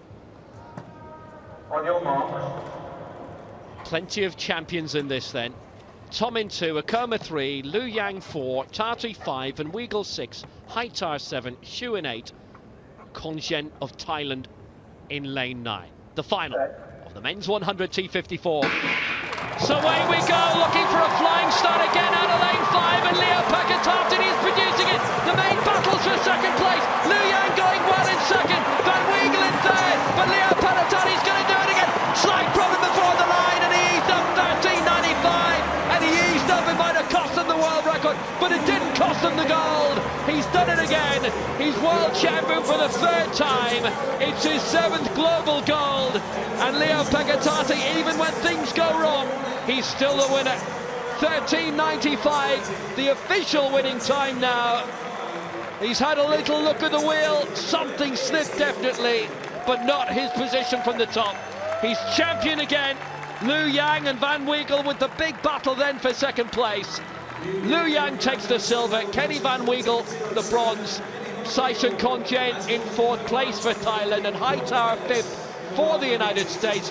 13.95, it could have been faster, but Leo Petataki, he's done it again. He's done it again. Kenny Van Weigel on bronze, really happy for him. Such a nice guy, amazing athlete. Very talented and working really hard, so congratulations to the top there. Well, we've had a few curious incidents in racing tonight, and certainly there was another one there. With the naked eye, it certainly looked as if his hand slipped. He slowed down. He's the winner, he's the champion, and that tonight is all that counts. It's all the record books will say. There won't be a little asterisk saying, well, it could have been a little faster. Leo Petataki is the world champion again, his 3rd world gold. It was a brilliant start. The first 85 metres, absolutely perfect. The real battle from here in second place. Liu Yang getting off faster than Van Weigel. They were the top 3 throughout, but what happened here with 15 to go? He just seemed to stop. I'm not sure if he thought that was, yeah, I think he got the lines mixed up, maybe, but he wins anyway, 13.95. Good time, not his best, probably not his best race. May have gotten the lanes wrong, may have just felt safe enough, who knows, but a win is a win. Definitely is. Looking to the left of him in the picture, Kenny Van Weigel. He'd have had a little glance. Lou was certainly looking across in second place. They knew at that stage the big battle was definitely for the silver medal, with Leo Pekatati well out in front on his way to his 10th championship gold. But there are 2 curved lines before the finish line, and then he realises he was stopping up before the last one, needed a couple more pushes just to make sure and get the win. And when you're that good, you can afford to do that and still win very comfortably. Little look at the wheel, and he had a couple more there. Nobody had overtaken him. All good. Gold for him, bronze for Van Weigel, and away we go again. Well, Van Weigel there at the end with Lou Yang, but wouldn't that have been tragedy for Pekatati if he'd have been just a half a metre or so further back? He may well have lost that race, because there was obviously a problem there. So gold for Leo Pekatati of Finland, 13.95. Liu Yang, silver for China, 14.07. And bronze for the Netherlands, Kenny Van Weigel, 14.25.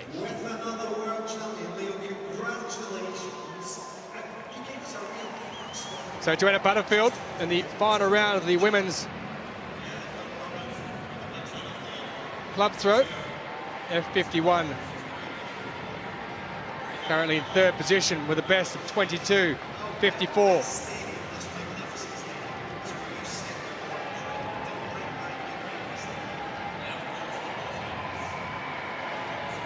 Is that an improvement? 23.37 required to move into the silver medal position.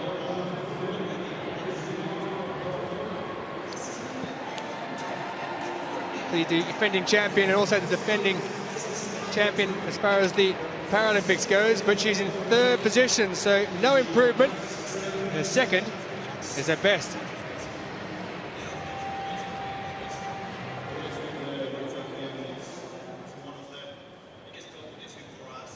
India's Ekta Bayan with her last throw. 14.63 in 6th position is Bayan.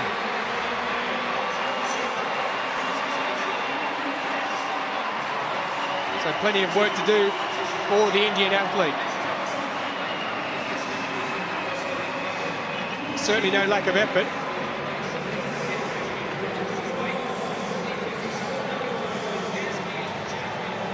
16.63, a lifetime best and also a season best coming into this. And she'll finish in 6th position with a final throw of 11.59, so disappointment there for Ekta Bayan.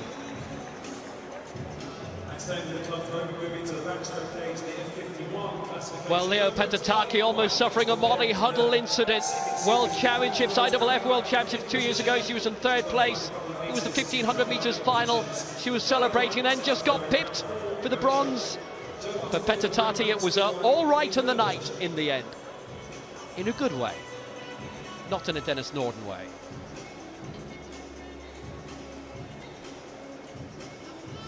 Well, the crowd has certainly enjoyed their opening evening session of these World Para Athletics Championships over the weekend, as morning and evening session starting at 10 o'clock local time. So the home crowd are very happy. Hannah Cockroft with that gold medal there, leading the way for Great Britain. Cameron Crombie's goal putting Australia alphabetically there in 2nd place.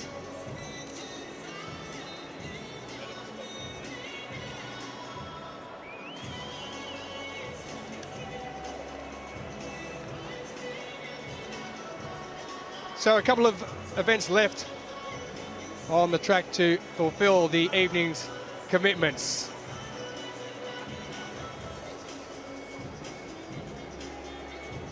There's the crowd.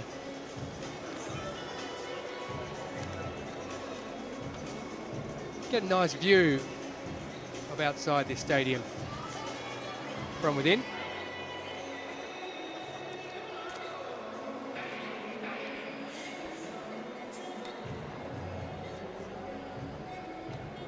And as you see the orbit, we tell you here is the penultimate track event of the evening, the women's 200 metres T47 first heat.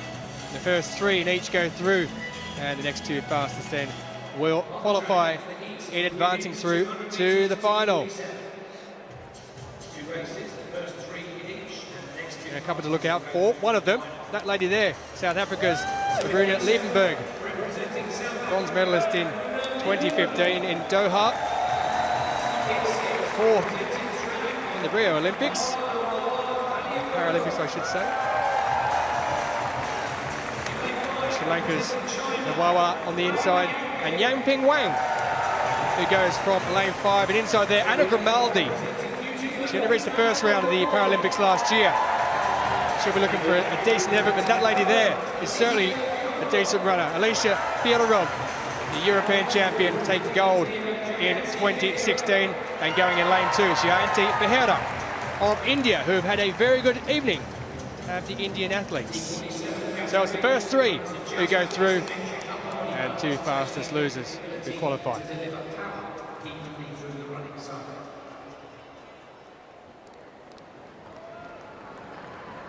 Fyodorov with 25.49 in lane 3 has the best of the times of these women who are running in this event. It's Unitas Castillo who holds the world and championship record, but she's pulled out of the 100 metres last year in Rio with injury and is now in politics. Yet to be confirmed if she's coming back to the track. There's some trivia.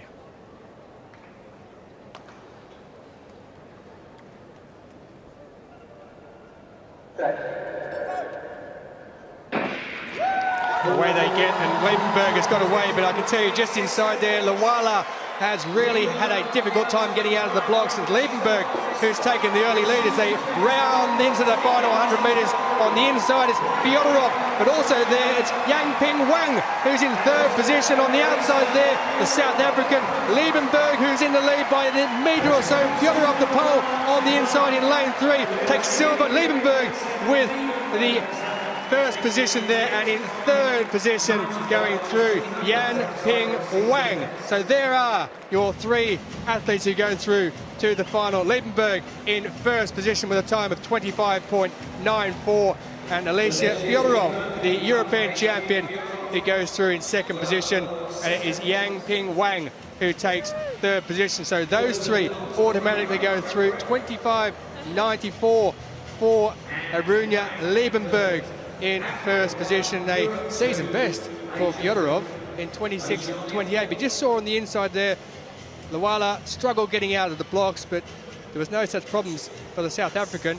And Runa Liebenberg on the outside as she rounded the home straight and just stretched out a lead there enough to get home in 1st place. Liebenberg is usually more home in the 400 metre, suffering last year from a knee injury, having to undergo surgery. So I'm more than happy for her that she's back and also feeling comfortable on the 200.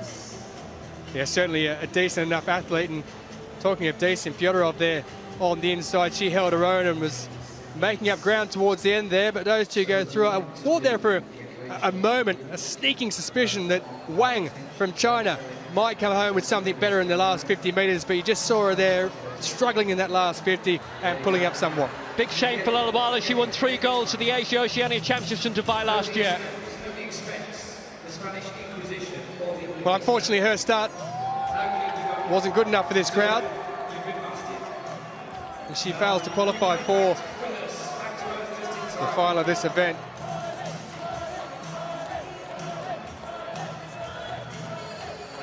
We'll just give you confirmation in a moment or 2 of the result in the opening heat in the women's 200 metres T47.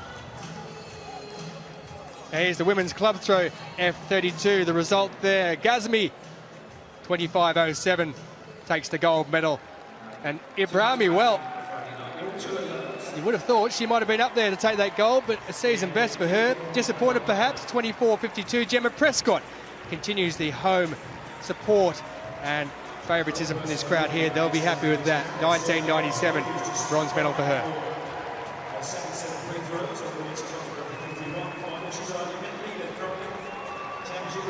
Well, the IPC flag sitting next to the Union Jack, proudly inside this London Olympic Stadium. 2012 is where it all happened. The orbit was certainly one of the main attractions outside there, as you see in the background, but it all happened inside this stadium.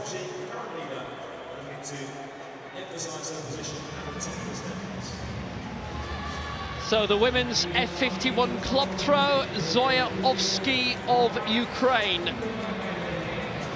She's become a live contender here. That's well beyond the 20-meter mark. Big contention. This a seated wheelchair throwing event, and she's put herself way out and into the lead. 23.73 is a new championship record, beating the old mark of Joanna Butterfield, and you know what, it's only 8 centimeters off the world record.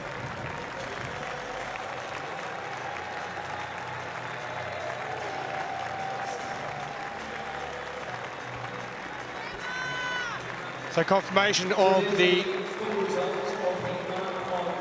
first heat will be coming very shortly. We'll get that for you. As you see the athletes on the track there getting ready for the second heat of this women's 200 metres T47.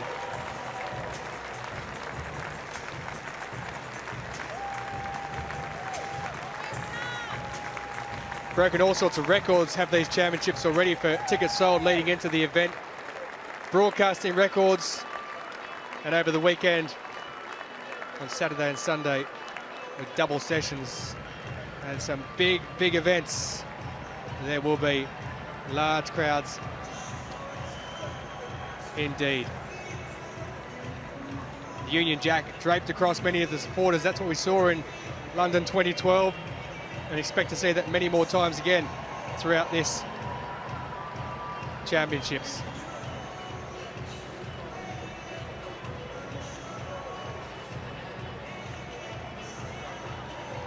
Really gratifying to see. We really good crowds in Lyon 4 years ago at the Stade de Rhône.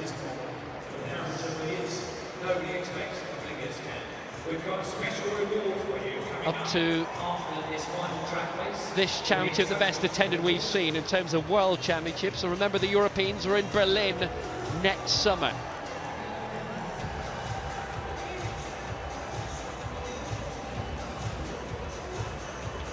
We've never had a two-tier stadium where we've had fans in the top tier at a World Para Championships previously.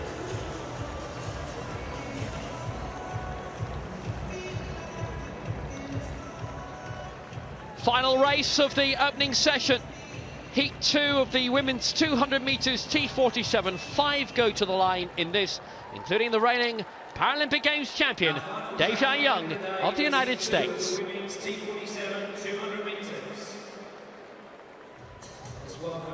No Yunus Castillo, the 14 times global champion in the political arena now as opposed to the sports one. Lane 7 for China, Li Lu, the 400 metres champion in Rio last year. In lane 6 for Turkey, Dilber Tanrıkulu. 4th in the 100 metres of the Europeans are Grassetto. Lane 5, Sai Tuji of China, bronze in the 400 in Rio. Gold in the 1 and the 2 in the Paralympic Games last year. And the reigning 100 metres world champion from Doha for the United States, Deja Young. And in lane 3 for Chile, Amanda Serna. 4th in the last 2 major global championships in the 400 metres. 28.89 is the target for the fastest losers, for those who can't reach the top 3 automatic qualifying places. Top 3 and the 2 next fastest losers to come. Deja Young, 2 Paralympic crowns and a world championship out of the last 2 major global events.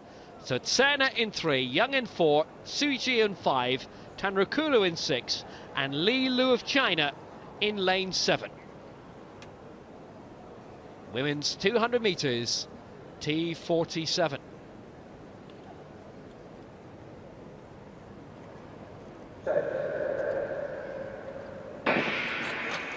Very slow start from Young, the Paralympic champion in 4, and there's been a full start. 5 athletes, 3 different continents once again. I bet it wasn't Young, but they'll be recalled.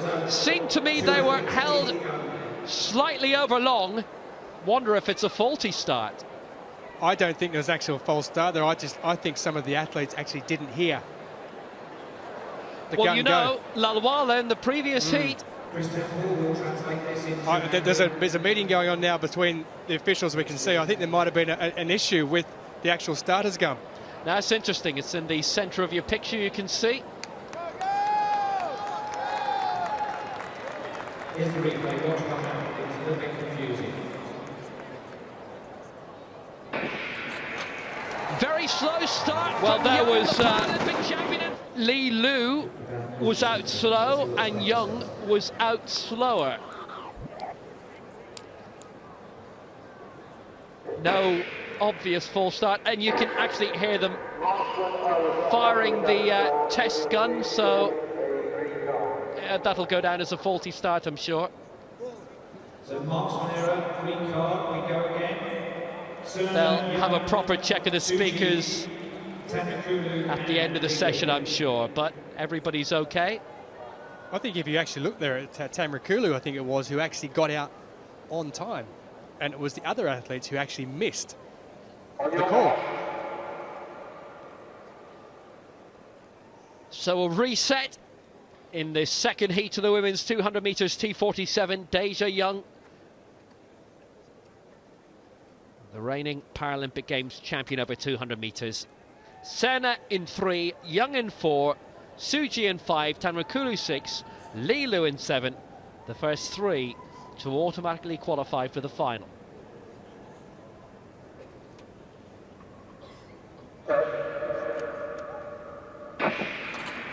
Away this time, Young again, not off to a fast start, but she's good for the rest of it. Deja Young in the United States, looking very good. Li Lu on the outside for China, but as they straighten up, look at the gap. Deja Young is way clear. Li Lu in second place, Tamrakulu fighting for third with Suji. Deja Young going so powerfully for the United States. It's going to be a fast time. 26.05 for Deja Young, ahead of Li Lu in second place. They'll be certainly through to the final.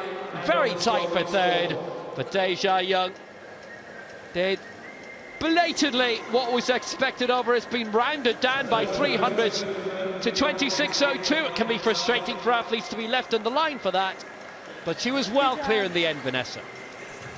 She was. It was expected. She's a reigning Paralympic champion. Ran a pretty fast time earlier this year with a 25.5. We'll see what she can do in the final. Maybe Unruh Liebenberg is able to challenge her a bit. Maybe we see some fast times. Maybe we see a great battle close to the line. It's going to be really interesting in any case. A big gap in the end for Deja Young, 26.02. It's a second outside her lifetime best, but she won by over half a second from Li Lu. And look at that battle for third with Tamrakulu just pipping Tsai Tuji on the line. Tamrakulu definitely in the final. Suji will have to wait, but I reckon her time should be fast enough to just get through as the fastest loser. But Deja Young doesn't need to worry about that. Wichita, Kansas. Texan by birth. A seriously good sprinter. T47, amputee category, below elbow or wrist. Good momentum. Look at the clock. Satisfied with the time, perhaps it's not a season's best. Deja Young. Of course, the big battle then for second place, and Li Lu very, very comfortably there in second. Whether she was going 100% full belt, she will know the best. And she was by far the best in that.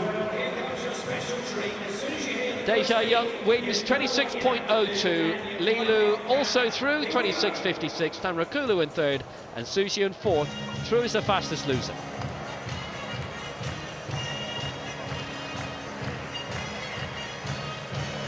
And here's how the first heat ended. Liebenberg taking it 25.94. Fyodorov and Wang also qualifying, with Anna Grimaldi of New Zealand going through as a fastest loser.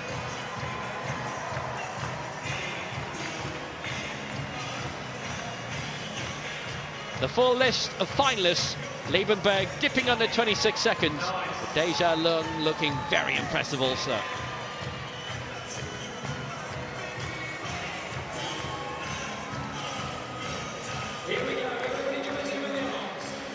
Time to go back to the leader in the F51 women's club throw final.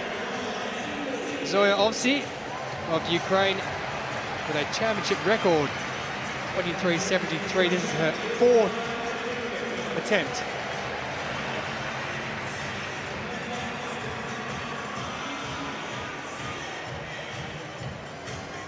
Don't think that went near the mark from earlier, around the 22-metre mark.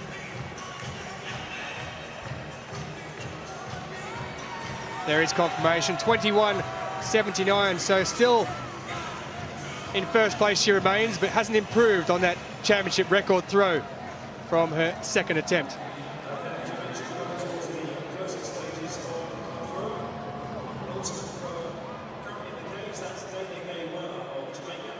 Time for throw number 5, just in case you are wondering and new to this sport. The athletes take 3 throws at a time as they're strapped into their seats. So they take the 3 throws, and then the next athlete comes along and does exactly the same thing. Now, obviously of Ukraine, 21.79 in her last one. Still leads with that earlier throw of 23.73. This one around the 22-23 metre mark as well. 22.54, so still no improvement on that 23.73. Now, Joanna Butterfield, of course, is in this, who was the champion from Doha 2 years ago. Also Rachel Morrison, who holds the F51 world record as well. So this may well be a bit of an upset. Well, that one's further than what we saw before. Can it match the championship record? It's certainly bigger than the 4th and the 5th throws.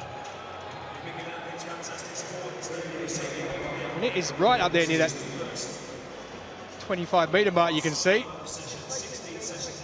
I think she likes it. And why wouldn't she? 23.74, it's a 1 centimetre improvement on that earlier championship record. Gold medal position for Ukraine, Zoya Ovsi. And it's only 8 centimetres off Rachel Morrison's world record set in Claremont, California in April. And she's throwing right at the end of this.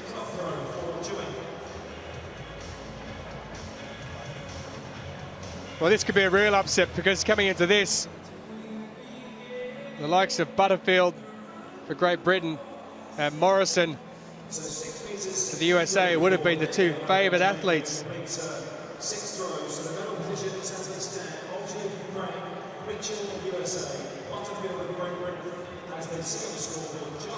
Dana Gay Weller of Jamaica. She's lying in 7th place. This is her final throw, 7.20, her best. Finished 6th in this club competition in Rio.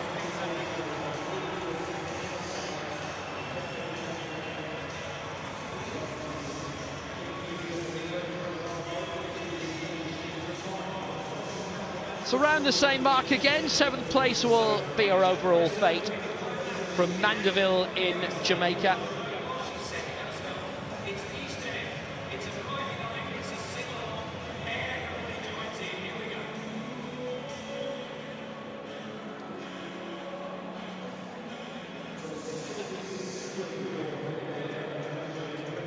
So 7 meters 20 for Dana Gay Weller, her best throw of the evening, and it's 7th place where she finishes.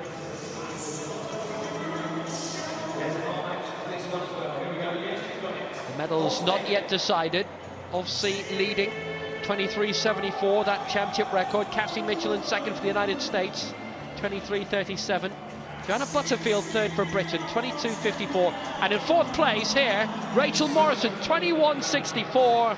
She's the last throw in the competition. She's 3 throws to get into the medals, and she may need to match or beat her world record to take the gold here.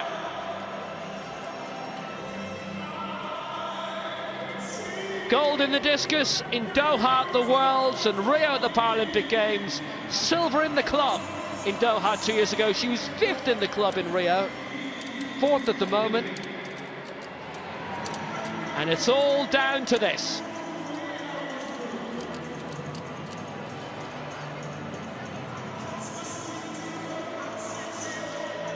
Well, I guess why we've got a moment or two and the crowd belt out Tom Jones. It might be an idea to ask Vanessa Lowe what she's thought of this opening session of these championships. I think it's really promising. The crowd already seems into these World Championships. The stadium was pretty full. We saw some amazing performances. We already saw 2 world records. Some Brits leading the field. So I reckon we're going to have some really exciting days ahead. Exciting days ahead. Exciting waving in the crowd as well, as we wait for Rachel Morrison to get herself into position for her final 3 throws. Really technical event, because obviously you've got to get the athlete into position. They have to be comfortable and strapped in, and it takes a while, but we've seen so much para-athletics on a big scale really since London 2012 that a lot of the public have got the knowledge about this now. Crowd are keeping them amused with some Delilah while we're waiting for Morrison's final 3 throws that count.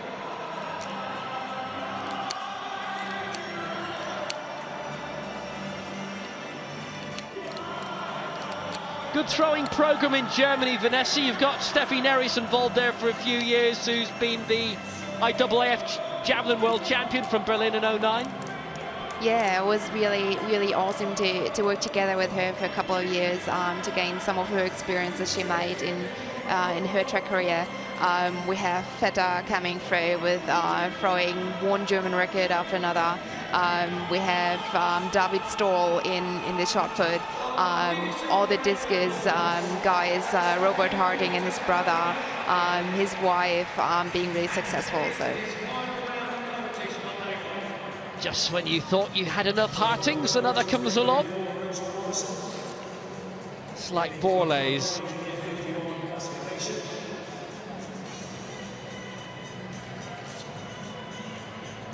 So Rachel Morrison, psychology graduate, 23.82 the world record set this year, just 3 months ago in California. And Aussie coming 8 centimeters away from that. At the moment, it's looking like the result of Aussie's life.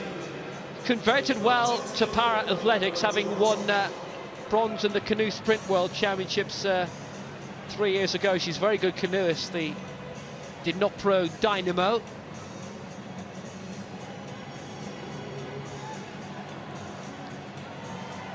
So Morrison, 4th attempt, shy of 20.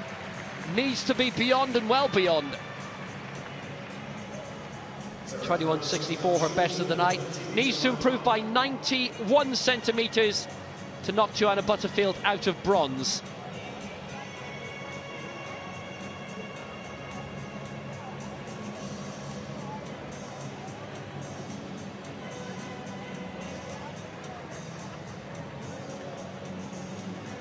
Can Morrison find some Friday night fever to get the gold back?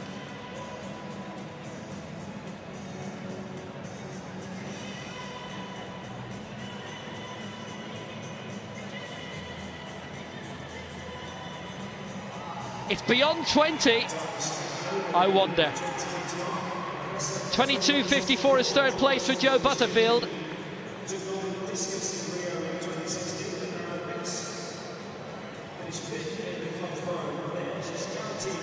Still a few thousand have remained in the London Olympic Stadium to watch Morrison throw out the last event of the night.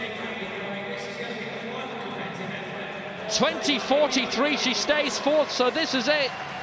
Last throw of the night, Morrison going for gold, or at the very least a bronze. Needs to improve by almost a metre. This is it.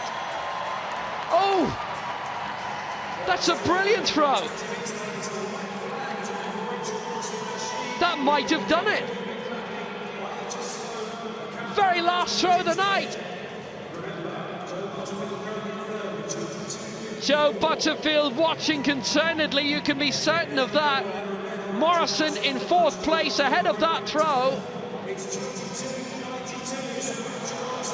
She's gone into the bronze medal position.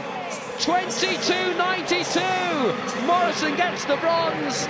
Butterfield knocked down to 4th place. I wonder if that's a positive and a negative reaction from Morrison. No way. She's saying no way. I think she thought she'd actually thrown further than Zoya Oipsi. You can see the look on her face there. She was actually thinking that she picked up the gold medal, not the bronze. I think she's looking at it now, questioning what the distance was, because you called it in commentary, you thought it was a lot further, but clearly it's not. So the judges have ruled it at being 22.92. It moves her into the bronze medal position. Bit of a smile on her face. There's a bit of the judges getting together, but let's just see what happens here. She is the world record holder, 23.82, so she knows what a long one feels like. Conversation ongoing.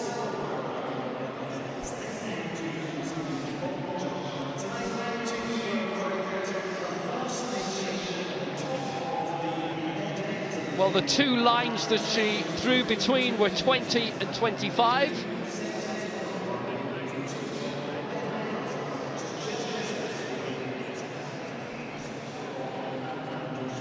Now here comes the difficulty though. So they're having a look. Where's the actual divot?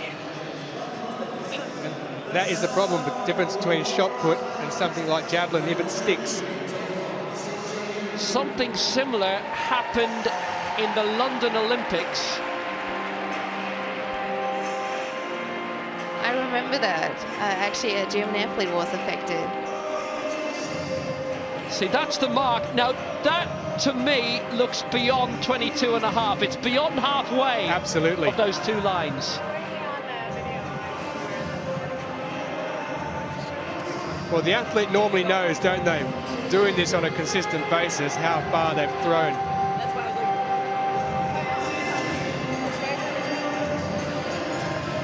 There's been a couple of little incidents tonight, hasn't there? A couple on the track. There it is there. That certainly looks well beyond halfway. Obviously, it's an arc.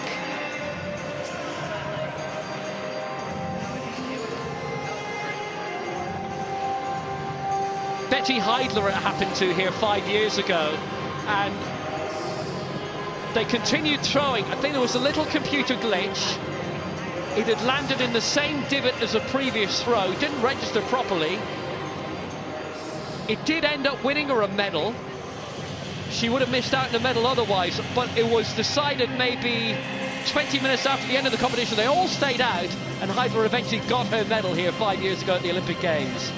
It pays to complain sometimes. It surely does. Well, she's going nowhere at the moment, Rachel Morrison. But that's how it works. Sometimes technology does not work. The result as it stands, Zoya Ovsi with the gold for Ukraine, championship record, 23.74. Cassie Mitchell, silver for the United States, 23.37. And Rachel Morrison third, 22.92.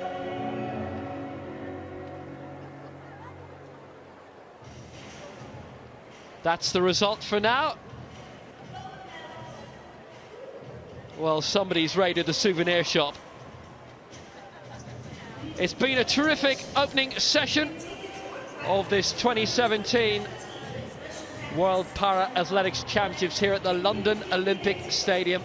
And Britain have had their successes on the opening night. Hannah Cockroft with that excellent gold medal performance in the 100 metres. 8 gold medals decided in the opening night, and the hosts would have to win one of them. So here's who's had the most successes in the opening night. Britain with gold, silver and bronze, but gold medals also for Algeria, Australia, Brazil, Finland, India and Morocco, and Ukraine in that women's club throw. Right at the end of the opening session. Iran, Sri Lanka, Sweden, United States, all successful in the opening night too of London 2017. Fabulous opening evening here in front of a thrilled crowd. Leo Penataki, the Flying Finn, does it again in the T54s, but for the British crowd, Hannah Cockroft and Kari Edenigan, heroes, medal-winning heroes yet again, and a world record for Cockroft too. From Will Downing, Tulson Tollett and Vanessa Lowe for the opening night, it's good night from London.